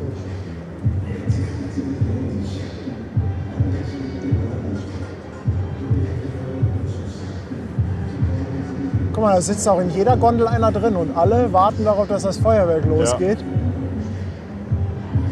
Jeder möchte gerne aus dem Riesenrad das Feuerwerk angucken. Ah, nee, in jeder sitzt nicht einer drin.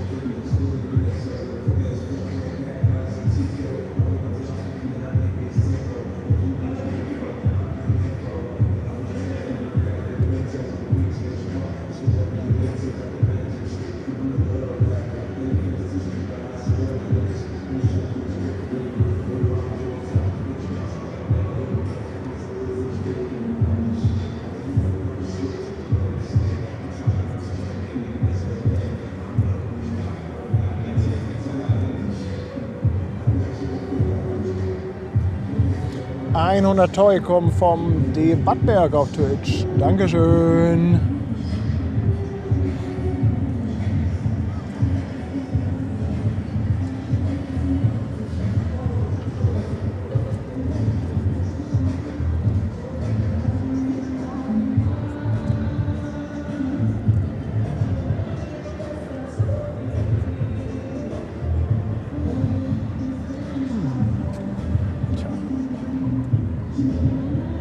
Da wartet man.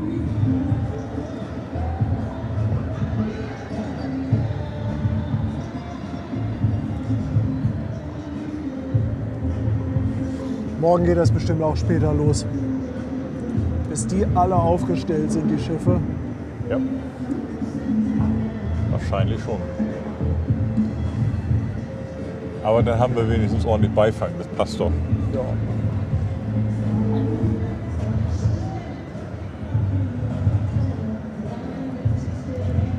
Aber wie cool muss das sein, wenn du jetzt auf dem Schiff bist?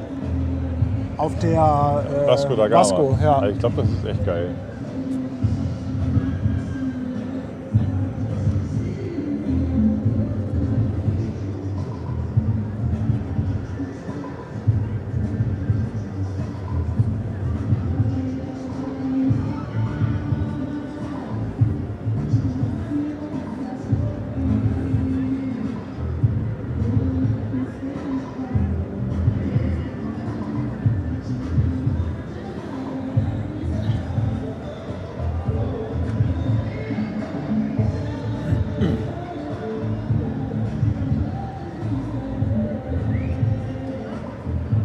Tja. So, da oben fliegen die UFOs. Ja.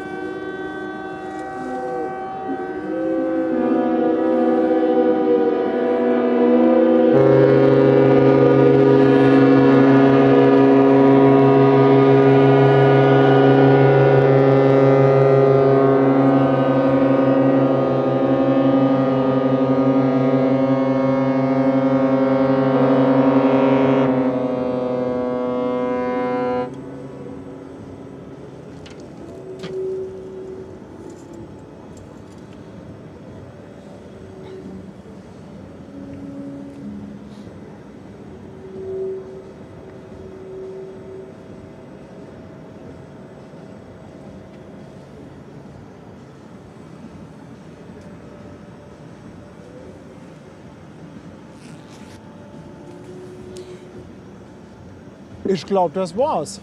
Ja, aber das war ja mal ordentlich, oder? Das war schön, oder? Also toll mit der Hafenkulisse. Also ja. Guck, und das Riesenrad hat auch Licht ausgemacht. Sehr schöne Geste. Fand ich sehr fair. Also ich fand das klasse. Und vor allem mit den Hörnern, die ganzen Schiffe zum Schluss. Auch der Anfang, ne, dieses einmal das lange Horn. Richtig gut. Also mir hat das sehr gut gefallen. Richtig, richtig gut. Klasse. Richtig klasse. Ja, ich hoffe, euch hat es auch gefallen. Hier kam auch noch einiges rein mitten im Feuerwerk. De Badberg, 100 Toy. Dann Paral, 6 Monate. Tesa, 2 Monate. Gnolde verschenkt 5 Subs. Speedy auch 5 Subs. Mensch, Twitch eskaliert. Grisu ist 9 Monate dabei. Dominik jetzt neues Mitglied. Willkommen. Und Jens Peter verschenkt auch nochmal 5 Mitgliedschaften. Ja, danke, danke ihr Lieben. Das war doch klasse, oder? Also das hat mir richtig gut gefallen. War super, war das. Das war toll. Aber das ist halt auch diese Kulisse, ne? Dieses ganze, das Gesamtszenario. Also das ist einfach schön. Ne? Ja, das macht es ein bisschen aus. Ne? Aber ich fand es echt cool. Riesenrad aus und Musik war auch aus. Die hatten ja sogar ein bisschen Musikchoreografie dafür, ne? Für das Ganze, hatte ich gehört. Ja, ja, die ist aber nur, die spielt unten an Landungsbrücken. Ne? Ja. Mr. Sortex, danke für 9 Monate, Dankeschön. Ach, einfach schön, einfach schön.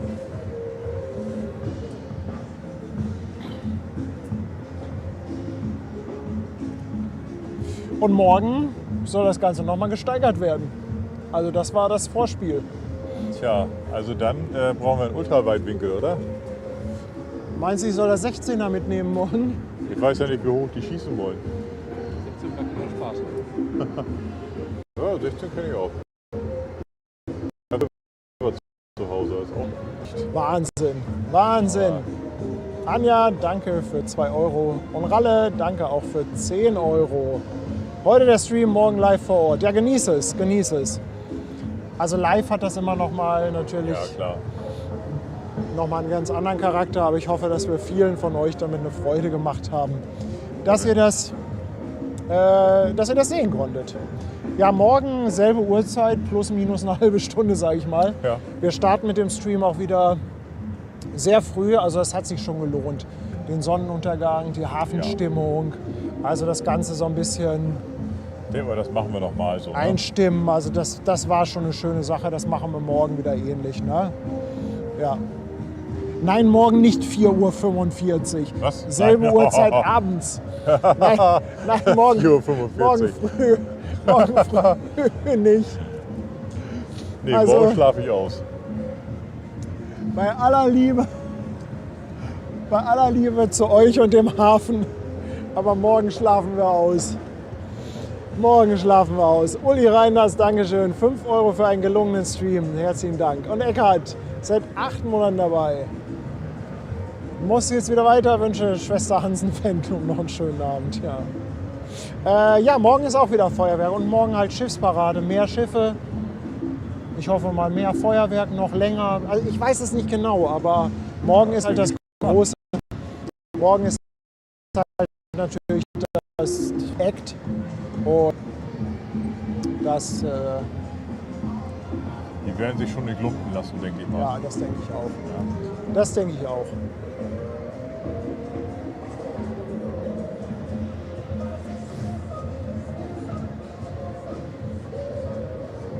Ich hoffe, irgendjemand von euch hat mir ein schönes Vorschaubild gemacht für den Stream.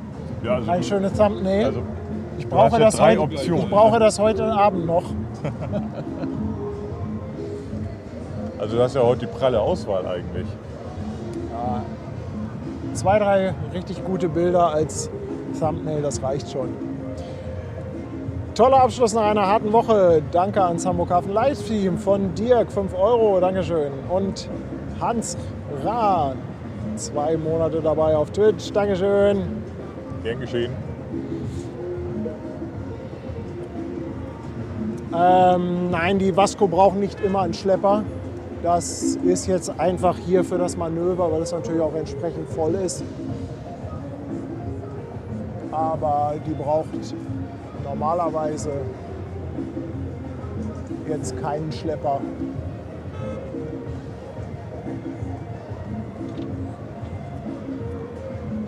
Ich weiß gar nicht, was die für einen Antrieb hat. Ist ja relativ alt. Ich weiß gar nicht, ob die schon AC-Pods hat. Das weiß ich jetzt nicht.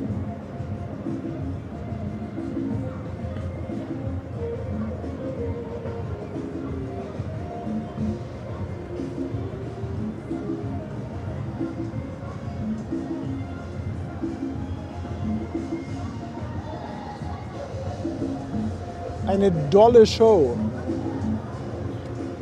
Ja, das war's. War eine tolle Show. Haben sie gut gemacht. Ja.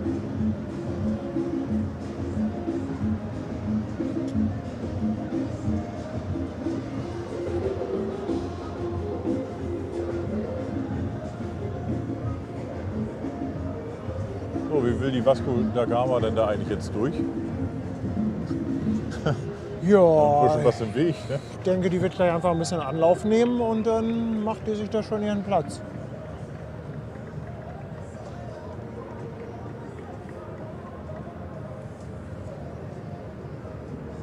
Weil da knirscht ein bisschen.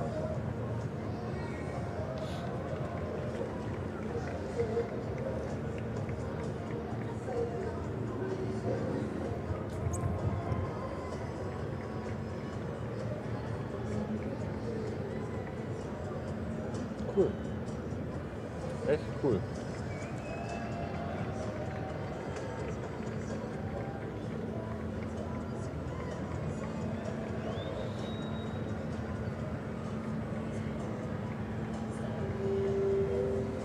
Von Anfang an dabei und auch immer wieder Mitglied. Stefan W., danke für 13 Monate. Gelungener Stream. Patrick, danke für 2 Monate. Vielen, vielen Dank.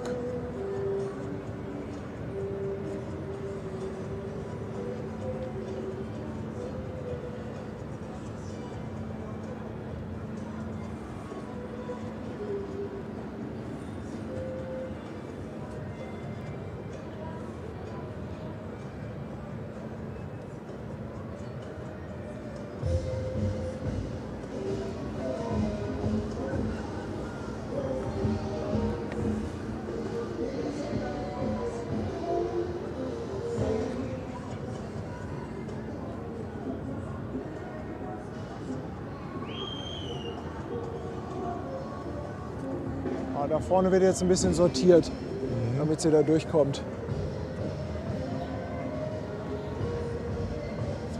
Alles drängt sich zur Seite, macht Platz, ich will da auch noch hin. 15 Monate OM-Service. Dankeschön. Hat es euch gefallen? Ja. René bearbeitet schon Bilder. Also wer die ersten Bilder sehen will, garantiert gleich bei René auf dem Instagram-Account. René postet immer, bevor alles losgeht. Machst du das gleich online hier auf deinem Handy oder was? Ja. Aha. Deine Frau getragen? Also bei René gibt es gleich die ersten Bilder. Junge. Markier mal bitte Hamburg Hafen Live.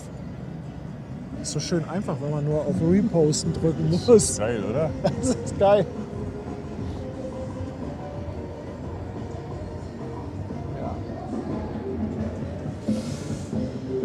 Einfach toll, vielen Dank für den Livestream von Don Schnee. Danke dir für die 2 Monate.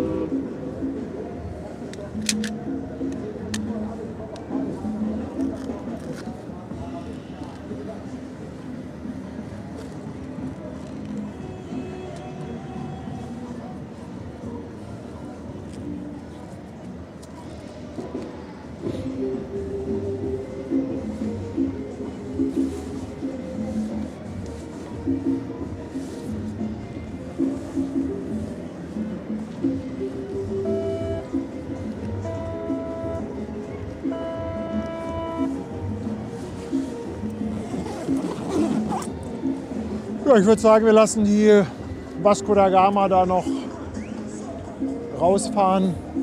Das ist eigentlich ein sehr, sehr schöner Abschluss. Ist auch ein schönes Bild. Ja. Ne?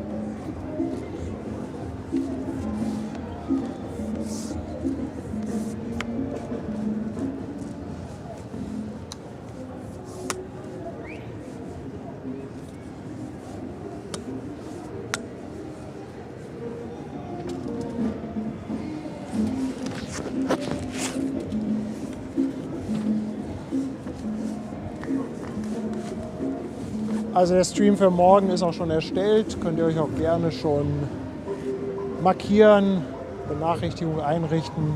Ansonsten natürlich auch immer mal wieder der Hinweis auf unseren WhatsApp-Kanal. Ich glaube, heute war es auch noch mal richtig, dass man kurz vorher noch mal eine Nachricht rausgeschickt hat. Ja, so war man zum Feuerwerk rechtzeitig da. Ja. Hat sich ja doch ein bisschen gezogen, das Ganze. Das wird morgen, denke ich, nicht anders sein. Ja.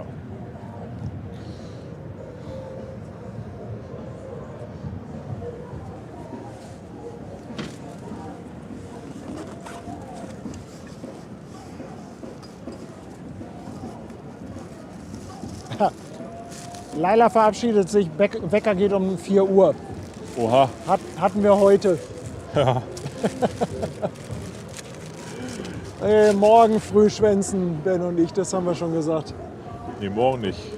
Morgen früh nicht. Keine Böcke.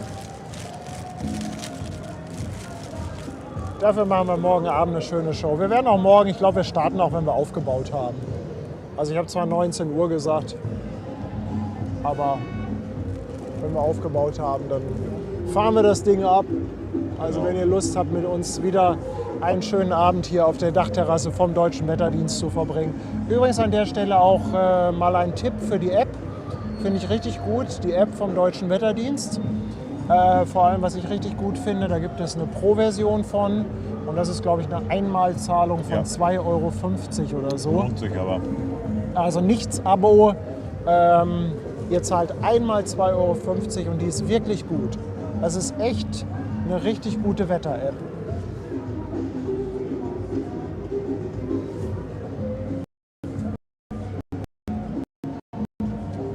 Ja, ich mit.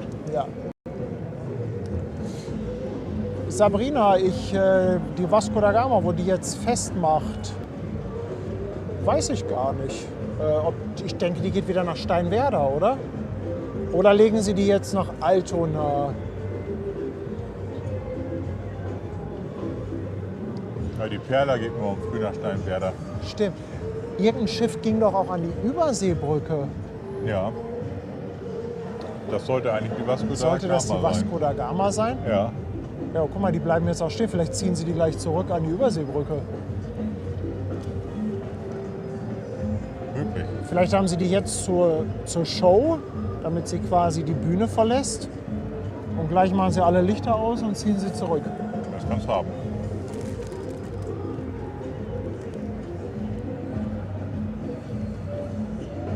Genau, Steinwerder geht die Perla hin. Richtig. Nee, das kann sein, dass sie die an die Überseebrücke packen.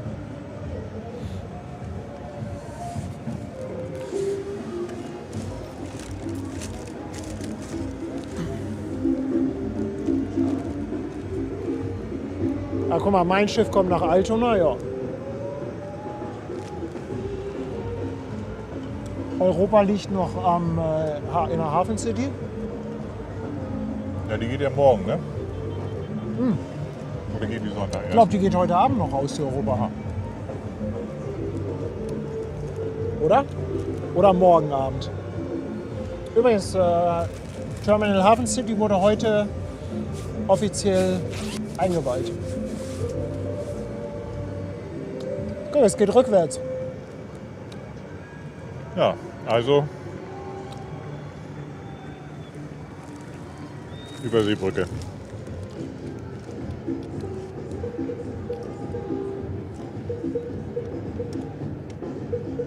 Die Sabrina, die Europa steht, glaube ich, für 22:30 Uhr drin. Ja, die sollte ursprünglich wohl um 19 Uhr rausgehen. Ja, das ist aber 19 Uhr ist die Also das kann sich alles geändert haben, ne? Alte Daten. Dann guck mal grad. Warte mal, Preziosa, Mein Schiff, Perla.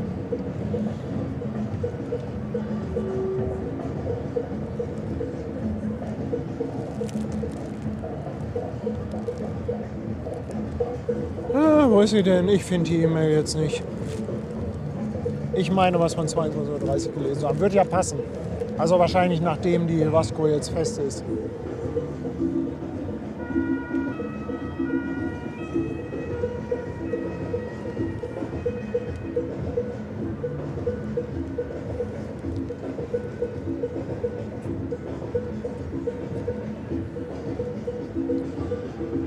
Don Schnee, danke dir auch für 2 Monate.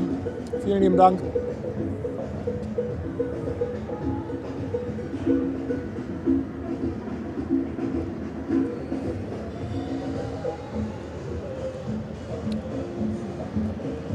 Kriegen wir noch ein bisschen extra Shows, okay. Ja. Nee, ich glaube, andere Fahrgeschäfte außer dem Riesenrad gibt es nicht, oder? Also es ist auch nur, es ist auch hier auf die Landungsbrücken beschränkt. Ja. Hafengeburtstag geht ja runter bis zum Fischmarkt. Nee, das ist nur im vorderen Bereich hier.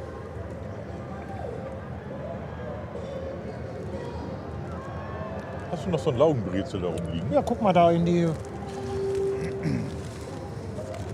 Feldschlösschen Kühltasche. Oh, hier, guck dir das mal an. Jürgen spendiert ein warmes Bett für die Hamburg Hafen Live Crew. Ich glaube, wir werden gut schlafen Ja, heute, oder? definitiv. Darf ich gegen eine Wurst tauschen? Nee, Nee. im Moment nicht, danke. Genau, sorry.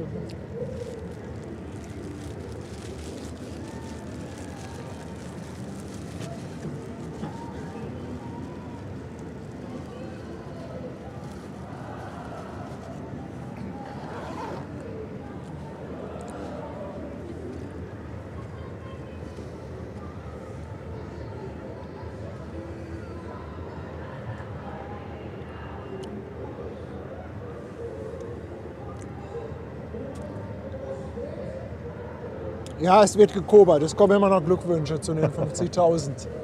Es wird gekobert. Machen wir.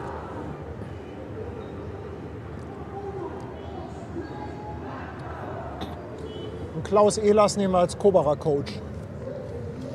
Ja, der hat jetzt ja ein paar Jahre gemacht, ne? Da sollte er Bescheid wissen.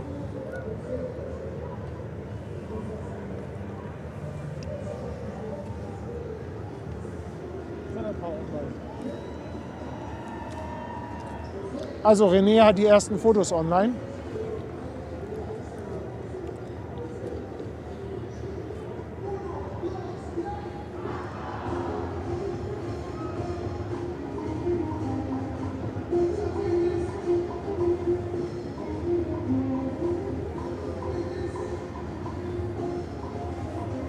Boah, René, du warst ja richtig fleißig. Guck mal auf Instagram bei René.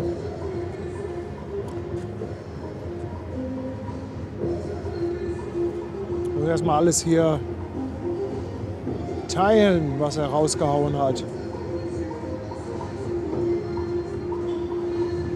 Wahnsinn.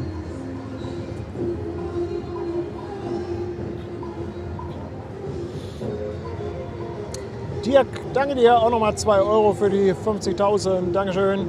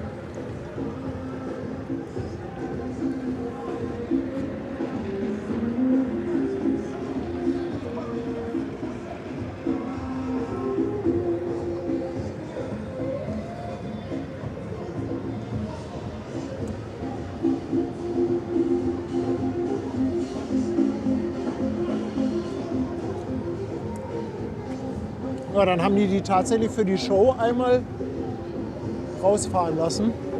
Ja, und wieder zurück.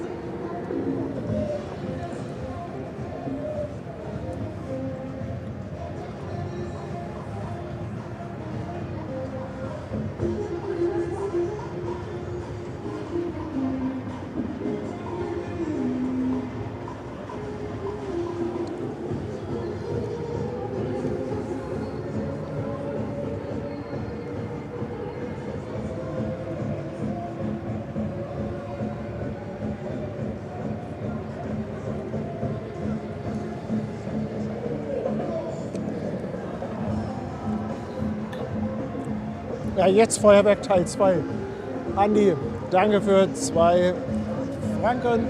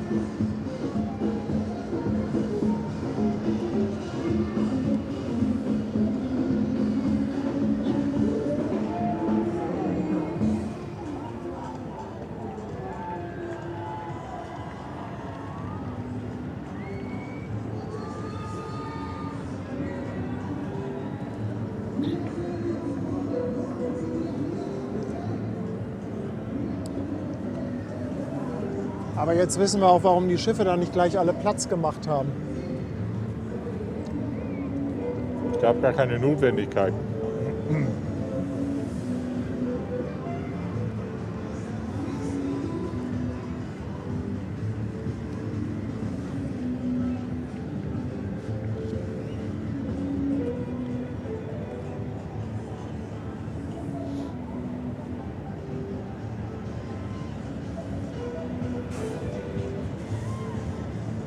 Ich hätte noch so einen Viertelmond anzubieten.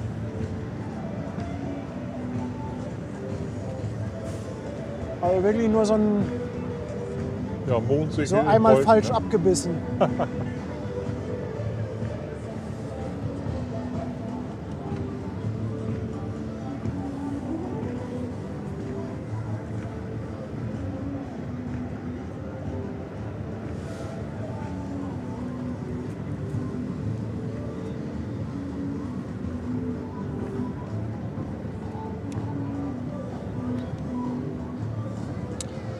Markus, willkommen an Bord. Danke für die Mitgliedschaft.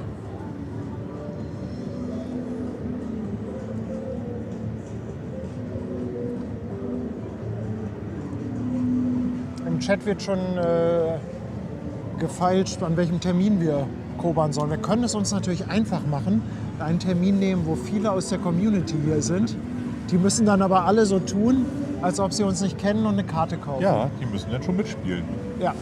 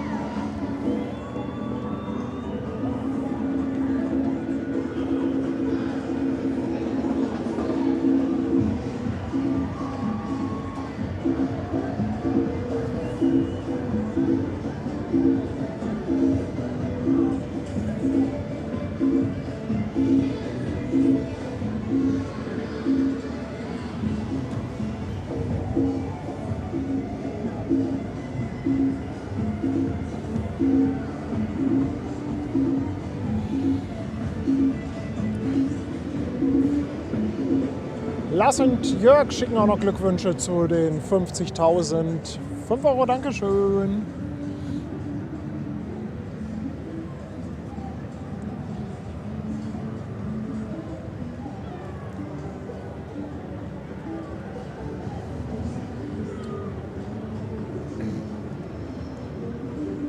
Ja, die Brezel war super. Vielen Dank.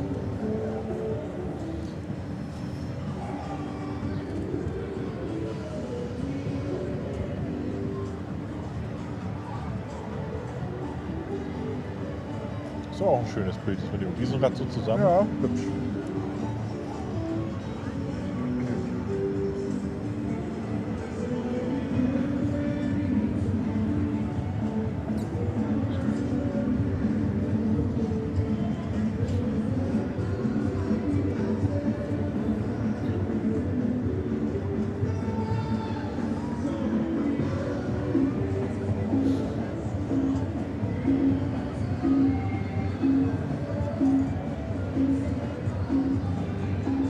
Danke, Almut.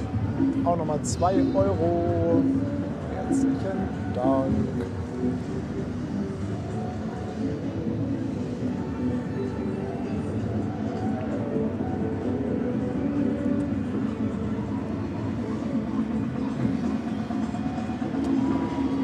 Oh, 10 Uhr. Oh. Das passte doch ganz gut. Na, kommt da noch mal ein bisschen mehr Mond zum Vorschein. Oh, jetzt haben wir eher so ein Wolke, ne? Pizzastück. Da ist auch ein bisschen Wolke im Weg. Aber zeig's gerne mal. Ich guck noch mal, ob ich was hinkriege.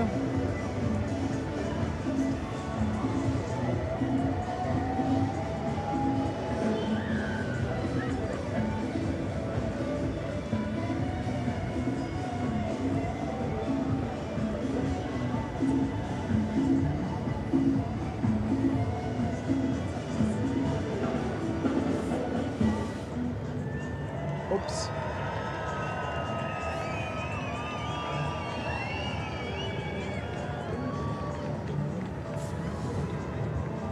Ja, Meermond wird heute nicht. Also Vollmond ist schon ein paar Tage durch. Oh, sieht doch klasse aus. Der sieht doch ganz gut aus, oder? Kann man auch ein bisschen was erkennen.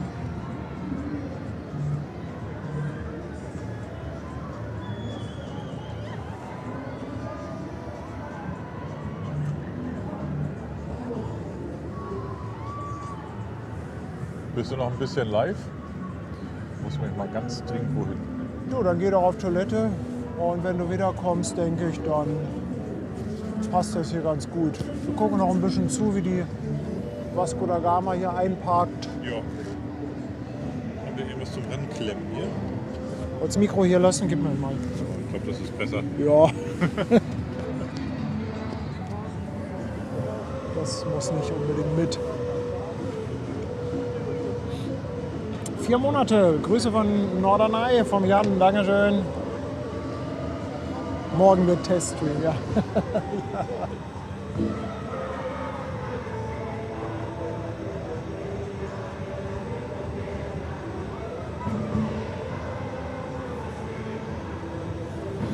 Ach, ich glaube, ich ignoriere die Urheberrechtsmeldung mal und schneide das gar nicht alles raus. Ich glaube, ich lasse das einfach so online. Es ist so viel Musik in dem Stream, der wird ja völlig zerrupft, wenn ich das alles korrigiere.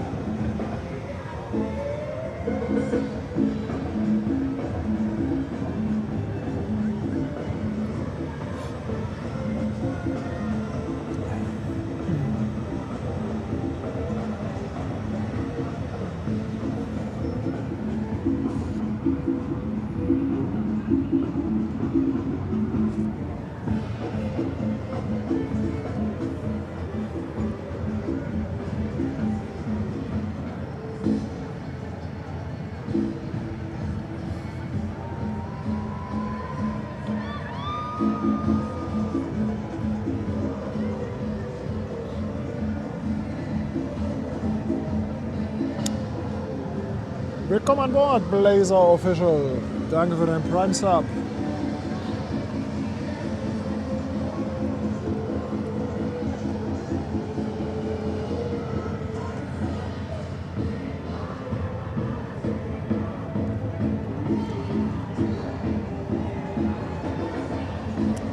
Ja, die ersten verabschieden sich auch. Wie gesagt, ich warte jetzt noch darauf, dass Ben wiederkommt. Der ist mal kurz Dinge machen, Spundwand kontrollieren.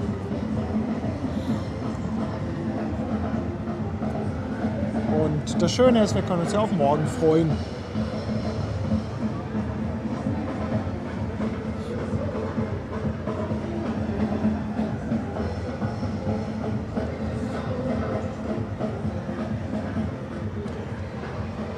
Ja, auf jeden Fall war das echt ein cooler Stream. Vor allem der Anfang war, also ihr seid ja so eskaliert, also echt, ihr seid wirklich großartig. Die 50.000 haben wir gebührend gefeiert und ich hoffe, dass wir auch unsere Wettschuld dann entsprechend einlösen werden. Also wir werden sie einlösen, aber ich hoffe, dass ihr dabei dann auch auf eure Kosten kommt und das Ganze unterhaltsam wird. Also da auf jeden Fall sage ich jetzt schon mal ein ganz, ganz dickes Dankeschön an die vielen, vielen Kanalunterstützer, die heute dabei waren. Die ganzen Spenden, Mitgliedschaften. Boah, was habt ihr Mitgliedschaften rausgehauen? Wahnsinn. Subs auf Twitch genauso viel, auch Wahnsinn. Die ganzen Toys auf Bits. Auf Twitch, die Bits, die ich Toy nenne, so rum heißt es, ja. Also echt schon mal ein ganz, ganz dickes Dankeschön. Ja, unsere Moderatoren, da sage ich jetzt auch schon mal Danke. Schwester Hansen natürlich, Skolzi, unsere Maschine, Kirsten war da. Natürlich nicht zu vergessen, meine liebe Frau Tanja, die sowieso den Abend gerettet hat, indem sie nochmal hergefahren ist und das WLAN-Kabel vorbeigebracht hat. Wen habe ich vergessen? Waren die Stecherts eigentlich? Ja, ich glaube, Remo habe ich auch vorhin gesehen und Antje. Kann das sein? Also auch an euch ein dickes, dickes Dankeschön. Ja, und jetzt für die finale Verabschiedung warte ich aber dann nochmal auf den lieben Ben. Jack, ich danke dir für 3 Monate. Dankeschön.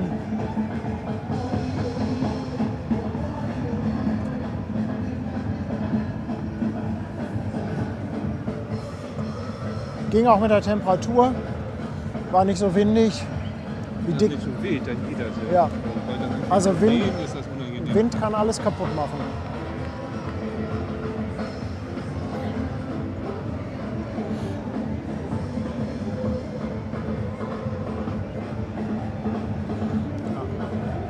Melody Mann, ich danke dir auch für die Verlängerung von deinem Sub. 3 Monate, Dankeschön. Oh, das sieht aber auch noch mal schön aus, oder?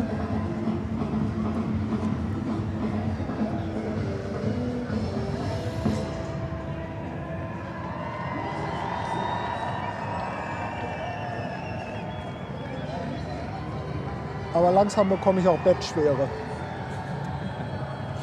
Ich habe mich zwar heute Morgen noch mal hingelegt, aber ich konnte nicht richtig einschlafen, konnte ich auch nicht. So ein bisschen gedöst. Ich habe auch heute tagsüber nicht wirklich viel dann gebacken bekommen.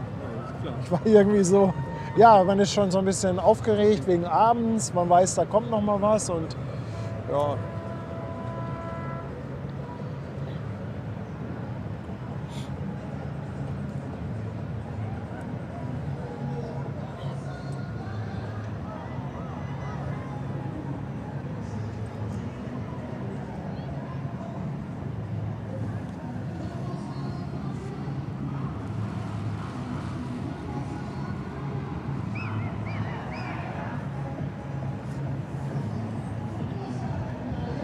Festmacher sind auch da.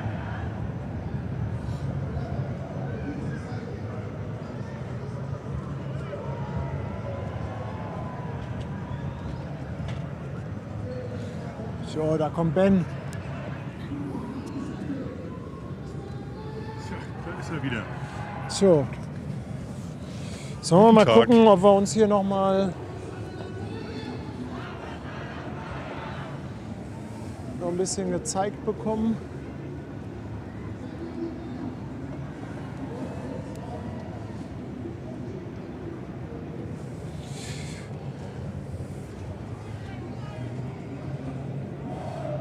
Da stehen sie, die Orgelpfeifen. So. Da sind wir. Ja, siehst du wohl. Ich kann zwar selber nichts sehen, aber guck mal, Martin ist auch da. Kommt doch mal rüber hier. Ja, Mensch, Martin und... Ach, guck mal, jetzt ist auch gleich der Akku vom Monitor alle. Traut euch doch mal. Ja, ihr Lieben, Mensch, schön, dass ihr dabei wart. Vielen, vielen Dank. Also es war ein klasse Abend. Danke für den tollen Chat, für die angenehme Unterhaltung mit euch. Also mir hat es richtig Spaß gemacht. War ein klasse Abend, oder? War eine runde Nummer. Absolut. Vielen, vielen Dank. Wir vertagen uns auf morgen, würde ich sagen. Ja, genau. Morgen Abend geht wieder los. Schlaft alle gut. Bis morgen. Bis morgen. Tschüss.